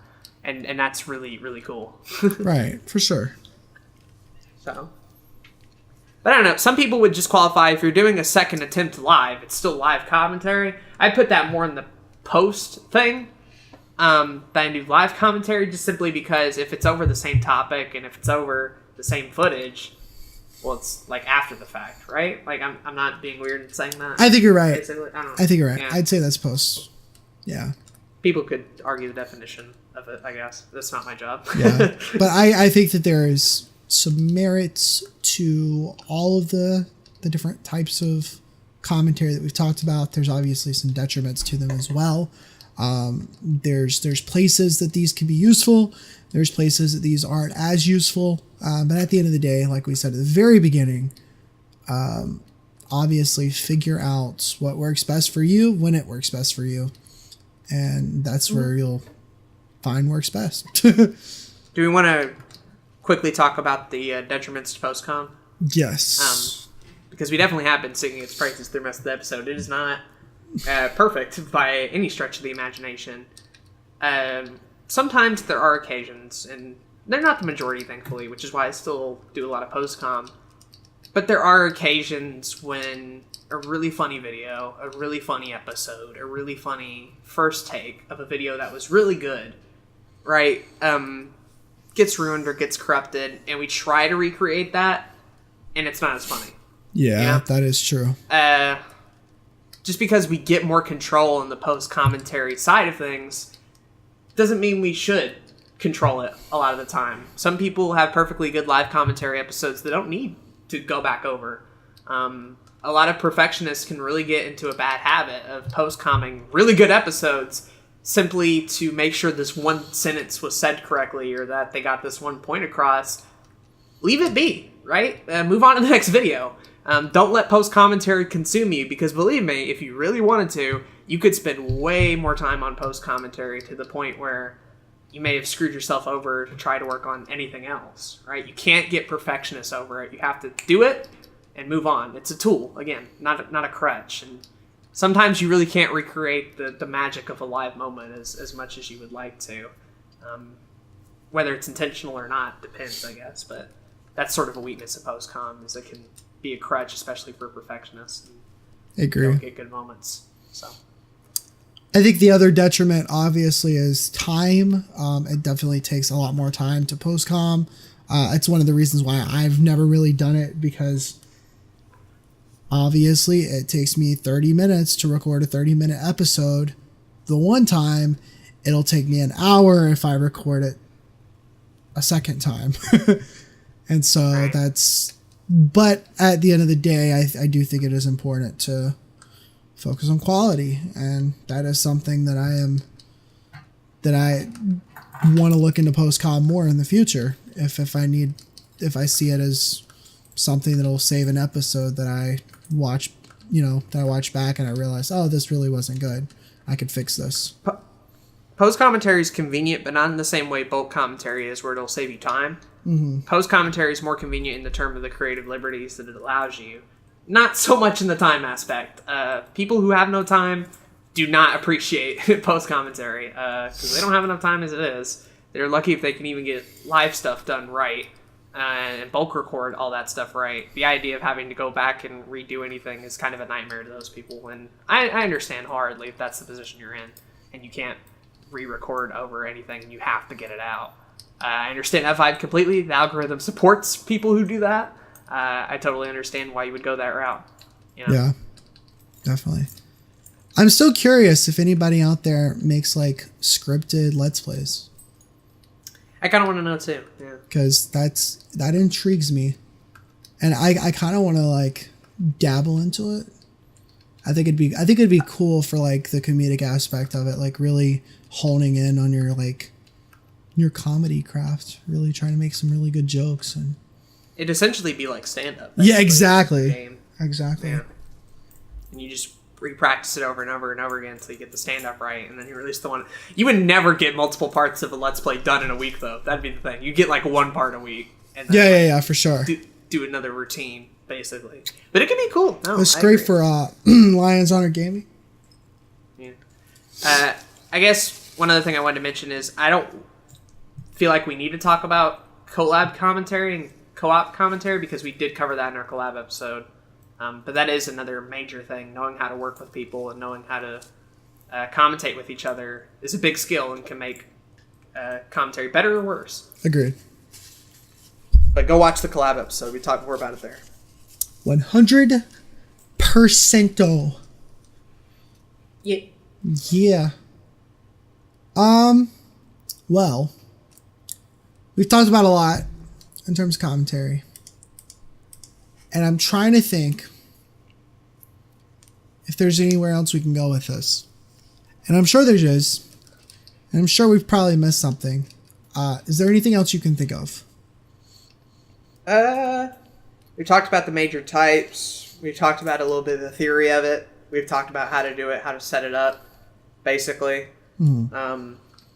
You didn't really go into the realm of scripted and voiceover videos, I guess, but those are a bit more straightforward. A lot of that has to do more with writing than commentary. I agree. But again, like we brought up earlier, it really depends on your delivery and voice acting and stuff like that. And I guess that's just a tip I can offer people in general is, if you can, and if you're into it, try to do a little bit of voice acting. I think it could go a long way into helping your actual commentary do a lot better if you sort of learn that skill set. If you learn acting in general, dude, it's just gonna help you in so many aspects of it, and commentary is one key area. Yeah, YouTube is a great place and where you can learn like a random set of skills, and they will most likely help you. Mm-hmm. It's what I love about it. Just about any skill you can probably find a place for it on YouTube, especially when it comes to anything creative. So yeah, voice acting, improv, comedy, acting, all that kind of stuff definitely can help you on YouTube 100%. Mm-hmm. I know some people struggle with running out of things to talk about. Mm-hmm. I know you've kind of had that problem, and I've had that problem before. What would be like a bit of advice to help those people out who are trying to do live comm but keep running out of things to say? So it's hard, and one of the things that I started doing kind of like in the middle of my YouTube life when I was finding like this being a bigger problem is I would start taking notes of things throughout my regular day when I found something that I could talk about. So if something funny happened throughout my regular life, or if some kind of story happened that I knew I could tell on a Let's Play part, I would write it down, like on my phone or something, and then like recall that inside the episode and just like bring it up when there's nothing else that I could talk about. Talking about your day-to-day life, that helps as long as it's not like super boring. Like, don't be like, I ate toast this morning for breakfast. And that's it, right? Like that's boring. Nobody gives a fuck that you ate toast for breakfast. I mean, that's kind of funny the way I just delivered it. And maybe you can deliver it in a certain, like, in that kind of way and it'd be funny. And delivery, as we've already kind of pointed out, is very important in that aspect. But storytelling, like we said, super important. Focusing on what's right in front of you, noting on things that are inside the game, but not being too dependent on what's happening inside the game. I know I used to tell people, just talk about what's in the game, man. Just talk about what you're doing inside the game. And while it's kind of a reverse of streaming in that sense, where there's no chat there to keep the flow going, so you focus on what's right in front of you. Mm-hmm. Take those opportunities; they will help you out. Agreed. So. But I will say, don't use that as too big of a crutch either, because that can end up being a problem, to where, you know, you end up going into this almost semi walkthrough-esque video. Like, now I'm going over here to get this thing. Now I'm gonna go do this thing. Like, you know. Try to make sure it's entertaining, and I know it's hard, right? Like you got so much going on in your head at once, and that's why commentary, it isn't easy. If it was easy, everybody would be successful at it, right? Yeah. But go ahead. I would just say use the game as a subject that you can kind of like piggyback off of. So any kind of stories related to the game in your life that you can talk about if you've played it before in your life, and then any kind of reactionary stuff that you can take from the game if this is your first time playing it. Mm-hmm. What I did with Ethan when he started up Worldwide Meme, and basically didn't really do a whole lot of any Let's Play commentary solo-wise. He did a good bit of stuff with me, but never did anything solo. And so his first solo LP was one of the Fire Emblem GBA games. I think Blazing Sword is the title. But it doesn't show up on the Game Boy screen. It's only an international title. Anyway, not the point. What I would do for Ethan to sort of help him out is I'll be like, yo, Ethan, what you can do before you start the episode is give yourself a topic, right? And at any point where you feel like you have nothing to say or nothing interesting is happening in the game, bring up that topic. And that would work for a good bit of time. He would talk about the game, then reach this sort of slump, this sort of boring part, and he always remembered, oh, hey, I have a topic to talk about. I have something to mention in my day, or about my girlfriend, or about the game, or about Smash Direct, or whatever, and he could bring that up in a video, and that could work wonders for him, especially when he knew how to use it. Obviously, knowing what topic you're going to talk about before you record a podcast is a good idea. I mean, we do live commentary, but even we have a little bit of a plan, a big what topic we're going to do. Because if we didn't know that, we would get done with the another week on YouTube and have nothing to talk about. Ooh, so yeah, that do was a little bit of mess. Do a little bit of planning, obviously. Movie night, we know what movies we're going to talk about. We know what topics. We spend a lot of time on it, unfortunately, but we know what we're going to talk about. Right. Coming up with the topic can help you, and then, like Zach said, focus on the game when you can, but don't make it a crutch or anything like that. Narratively driven games obviously have a lot of dialogue that you have to read. You can either focus on that dialogue and read it in goofy voices. That's where the voice acting really comes into play. Or some people ignore the dialogue and try to focus on the gameplay and try to just make their commentary the main focus of the video, which if you're naturally funny and or naturally, good at commentary, then that works too. So play into your strengths. Don't get bogged down by the game. Yeah. What I tend to do too is add an informative or educational aspect of it. Informative of the sense of when the game was released, when it was made, what are some of the background stories, what were some of the behind the scenes stuff, how do you get through this tough part, what legacy does this game have? If it's a retro game and I'm playing it, clearly a lot of people don't see it as valuable as I do, and I want to explain that each game, even older ones, have a certain value to it. So informing people and educating people are why, or what I use often for commentary techniques when nothing funny or particularly interesting are happening on screen. I sort of have a desire to tell people all the dumb video game trivia that's inside my head that I have no other use for. Yeah, which is good. Which is actually a really good way to use commentary. I know that Chugga Conroy, he's really good about this.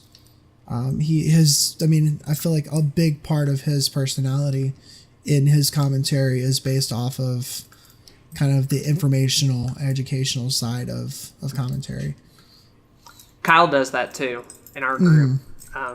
In the Shovel Knight and Fire Emblem series, I've noticed that he typically plays games that he knows and has played before, which means he has a lot more informative things to say about them. I think even in the Let's Play episode, we classified commentary into informative, educational, and all that sort of stuff. Yeah.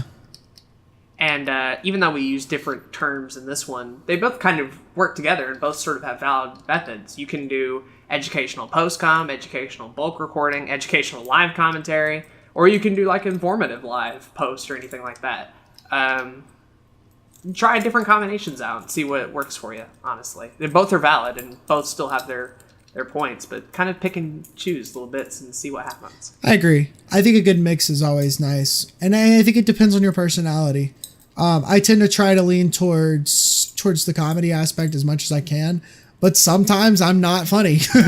And so I pull out some dumb facts that I know and it works out for me. Or I tell a story I feel like is more interesting or, entertaining doesn't necessarily mean funny. That's important to know. Yeah. It's sometimes entertaining to hear an older relative of yours tell a story, right? Storytelling. Sometimes it's boring. Sometimes it can be boring. Yeah. So 100%. It's just about the delivery again.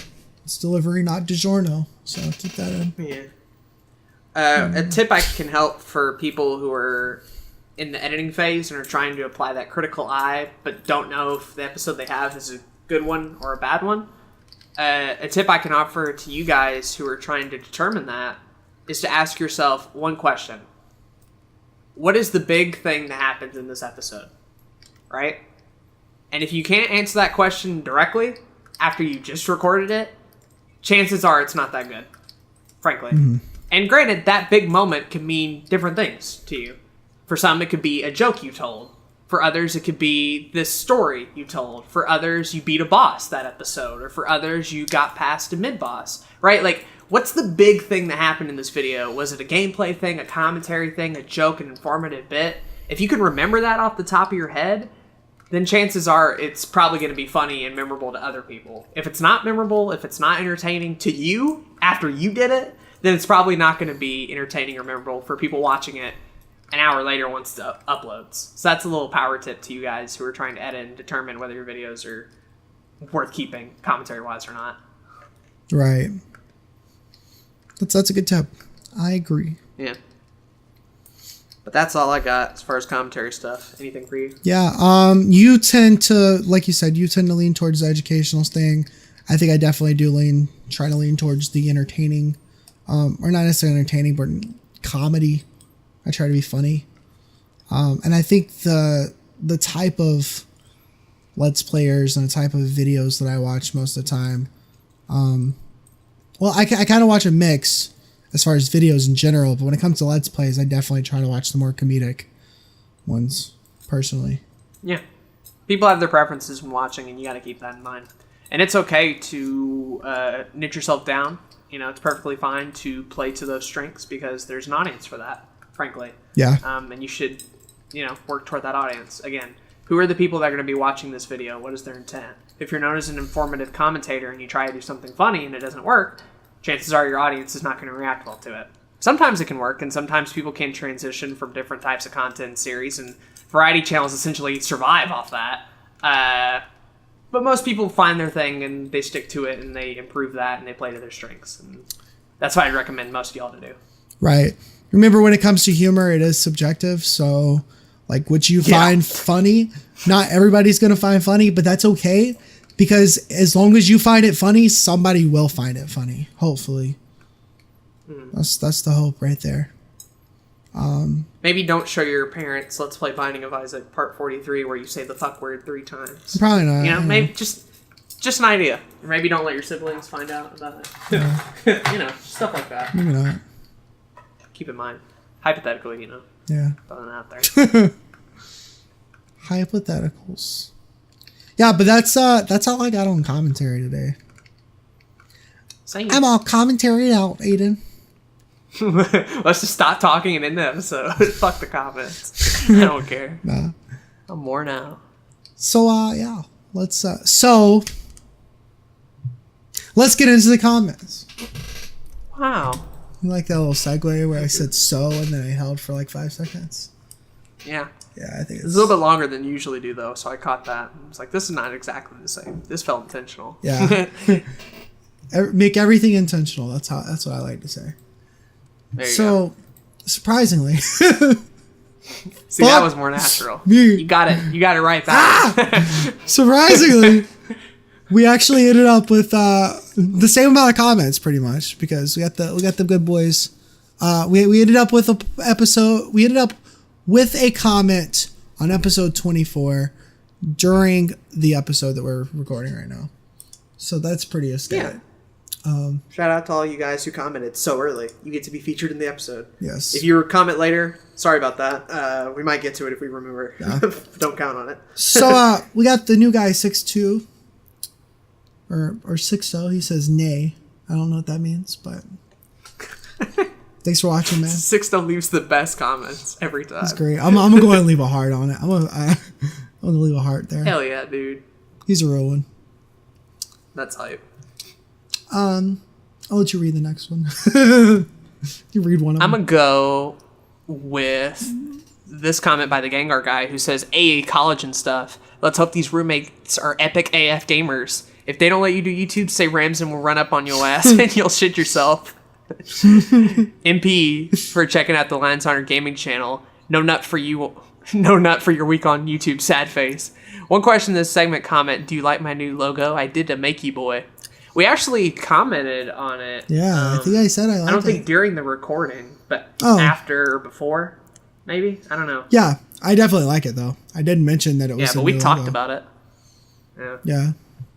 It looked better. It looked better, honestly. I always thought your other one didn't really fit in that little circle format. It looks pretty aesthetic. TBH, to be honest. HBH, honest.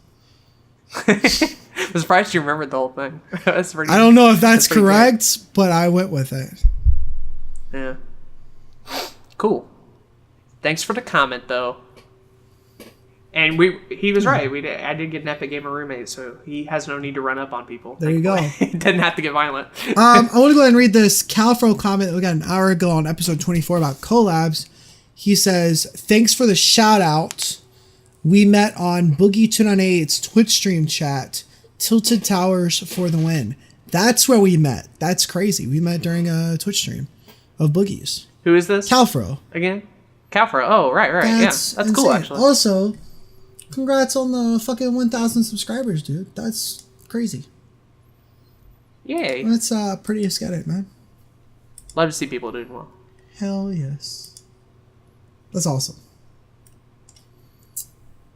Let's get it. Yeah. We have a few more comments here. Let's read the next one. I'll go another Gengar guy one. Right. I'll leave the one where he talks about you to you when you read it, but I'll read this other one. Okay. He says, freelancing is very tasty, especially if you're skilled in the department, I guess. Yes, big boy Nick PC Bloodmaster has started to head into freelancing using my top-notch price suggestions. I do stuff for people but for free, which people hate me for, Lamau XD, because they don't think I'm personally good enough at design, which is why I do for people. And edit for Clint for free because he's my best friend, so I can edit for him willingly. If I get my PC back up or save it for a new one, hopefully I can become a pretty epic designer and editor so I can make some thingy boys on the side. Thanks for saying I'm good. Don't have to lie like that. Winky face heart. Aw. Yeah, but you make good shit. You do. I've seen his layouts before in other people's videos. Did he make the logo too? Was that his? Or I think that's his maybe? logo, yeah. Maybe. Might be like a GIMP Photoshop of stuff, but even still, like, still, compositionally like, it fits. Yeah, I pretty agree. well. Got good shit A going. lot of good stuff there. I think you should Definitely not undervalue yourself, and I'll you're stealing another comment for later. Yeah, I'll let Patient take that up. I'll go ahead and read the next Gengar guy comment since it mentions me though. He says, yeah, go ahead. Hey Zach, I see the numbers. Love you too. Smiley face. Thanks for liking my comments and stuff. This time I left 4 juicy comments, including the reply to Leah's epic and very aesthetic comment. Past tense of Zach is Zoch, I guess. Very unrelated, but doesn't matter. I don't know. Question of the day. Pretty sure you covered everything and stuff. Cheese strings are pretty aesthetic, Lamau. Jesus, I typed that a second before you actually said cheese strings are aesthetic. Now that's an epic Family Guy funny moment. Number 726.3. XD Lamau Yenis. Zach with a big old motherfucking H. Winner comment to say the least. This is a winner comment. This is winner chicken dinner right here. Like that. I feel you. So that just leaves us with Patience comment and the reply to it. I'll do Patience and you can do the reply. Okay. She writes, one massive piece of advice I can think for when freelancing is don't undervalue yourself. Getting pricing right for any kind of freelance work is an issue. You see a lot of people undervaluing their own work rather than overvaluing. If you don't value your own work, how can you expect potential clients to value your work too? Understand the field you're working in, understand the costs you incur while working, and understand what minimum wage in your area is. A huge hurdle people face is getting the pricing right. Understanding those 3 things will make calculating your own prices easier. Aesthetic. Wonder if that aesthetic is going to be a theme. I don't know. I have a feeling. She keeps going. Also, don't quit your day job until you have a steady source of freelance income unless you're in your environment where you don't need a day job. That's true. A lot of people aren't in that position, but if you are, I mean, go for it, dude. Agree. Freaking go for it. Continues. Another massive one is communication. No matter how pissed off you get, you'll always have to remain professional. Even if you're in the right, people will spread shit about you. To others, if the communication goes sour, always be polite, but don't be a pushover. Assert yourself politely. If someone is trying to get you to lower your prices, I'd personally say that you should just stick to your guns. There's other chances of work that don't involve devaluing your own. And never ever work for exposure. Don't do it. Just don't. And if possible, make sure you watermark your work. If you want to show your client the finished product but haven't reached payment yet, show them the watermarked version. Not sure how this works with editing jobs, but for GFX or illustration, definitely watermark it. Let's get it. And then to end up here, also fun fact about the Pokemon GFX community, a lot of them actually hate working in there. I don't know fully why, but I know they hate it. Lamouse, get it? That's the fifth one. It's the fifth. Fourth? It's the fourth one. It's continuing. Question of the day. My only issue with getting into freelancing is that for photography anyway, it's really hard to break into and get clients. Freelance photography requires a lot more resources and free time to get it. I agree with Gengar's previous suggestion for a bulk recording versus live recording episode. And then her last sentence, I guess the cheese string thing made it through. She says, cheese strings go fuck themselves. It is legit plastic trying to disguise itself as cheese. And isn't very epic H-Gamer aesthetic. That's the whole comment. Cheese up eat. So I would like to point out, before I comment on some of the actual stuff in the actual comment, that I agree with like everything in this comment. I do want to point out that both Aden and I get a Twitter thing that's set from Patient that says, left you both with a pretty aesthetic surprise in my YouTube podcast comment. Hope yous figure out what it is. Pretty obvious. It's very obvious. It's pretty obvious. Yeah. Yeah. But we actually didn't cover the whole exposure side of things. We didn't. That's a pitfall that we can fall into sometimes. There's a whole account dedicated to making fun of it, so a popular one too. It's pretty good. I see Patient retweeting it a lot and responding to it on Twitter a lot. I think it's pretty funny. Yeah, I agree. Don't work for exposure unless the thing that this is working for free. You shouldn't work for free unless you can get something else out of it. Right. It depends on who it is, right? Like, if you were given a TV show on HBO tomorrow, but you had to do it for free, like, would you do it? Yeah. I mean, sometimes the opportunity is more important than getting financially paid out of it. Agreed. So agreed. It depends. Or if you're like Gengar, you just do it for friends, and their friends' projects ended up showing off your work in more ways than one, and then you get a lot more eyes on you, basically. Yeah. But you weren't expecting to get paid out of that scenario. Where the problem comes in is people who expect exposure as some form of payment when they have to rely on money to pay bills. Agreed. Right? And that's, you very much cannot substitute that. If they are charging for a service, you pretty much have to either stick with that or find somebody else, basically. Yeah. So I look at freelancing. I mean, it's basically like a business, and there's two things you have to do, right? You have to do your freelancing client work to make sure you're paying your bills, and then you have to do your business development, your biz dev, which is trying to get more clients. And the way you do more clients is by doing free work, and that doesn't necessarily mean doing free work for other clients. That also means making YouTube videos, right? Like, that's free work that you're doing, you know? Doing your own stuff is free work. Exactly. For exposure. Exactly. If you really think about it. Yeah. It's basically what it is. So, that is something that a lot of people don't quite understand. But I do agree with a lot of this comment. Don't undervalue yourself. That is a problem. A lot of people, like Gengar guy, undervalues himself. They say, I'm not good enough. But yeah, you obviously have a talent. And if you're already doing something of some kind of creative thing for people and they like it and they're asking you to do it more than once, then that means you're talented at something. So you have some kind of value to yourself, and don't undervalue yourself. Yep. By the way, for video watermarks, an easy way to do it: get your YouTube logo, put it at the bottom right or bottom left corner of the screen, and then go to whatever layer that is, basically, or wherever that is on the timeline, and find a way to turn down the opacity. For some programs, it's an effect. For others, it's like a slider. You turn the opacity down on that logo, and it basically acts as a watermark. Although some people will try to cut that off. So if you've ever watched Game Explained before, they literally have like their text is a watermark, but it literally like shifts like left to right. It's like a moving watermark. I don't know how they do it, but you don't see a lot of their stuff on other people's videos because of that. Yeah.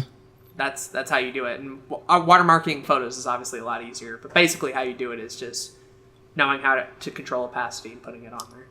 And I mean, if you're going to turn in a video for a client or for a potential client and they need to look at a video beforehand and you're not under the assumption that you're going to get paid afterward or whatever, and you really need to watermark it, you could just put the logo right in the middle of the video and make the opacity down. That'd be fine too. Yep. Yeah. As far as don't quit your day job until you have a steady source of freelance income, obviously, make sure that you're able to sustain yourself.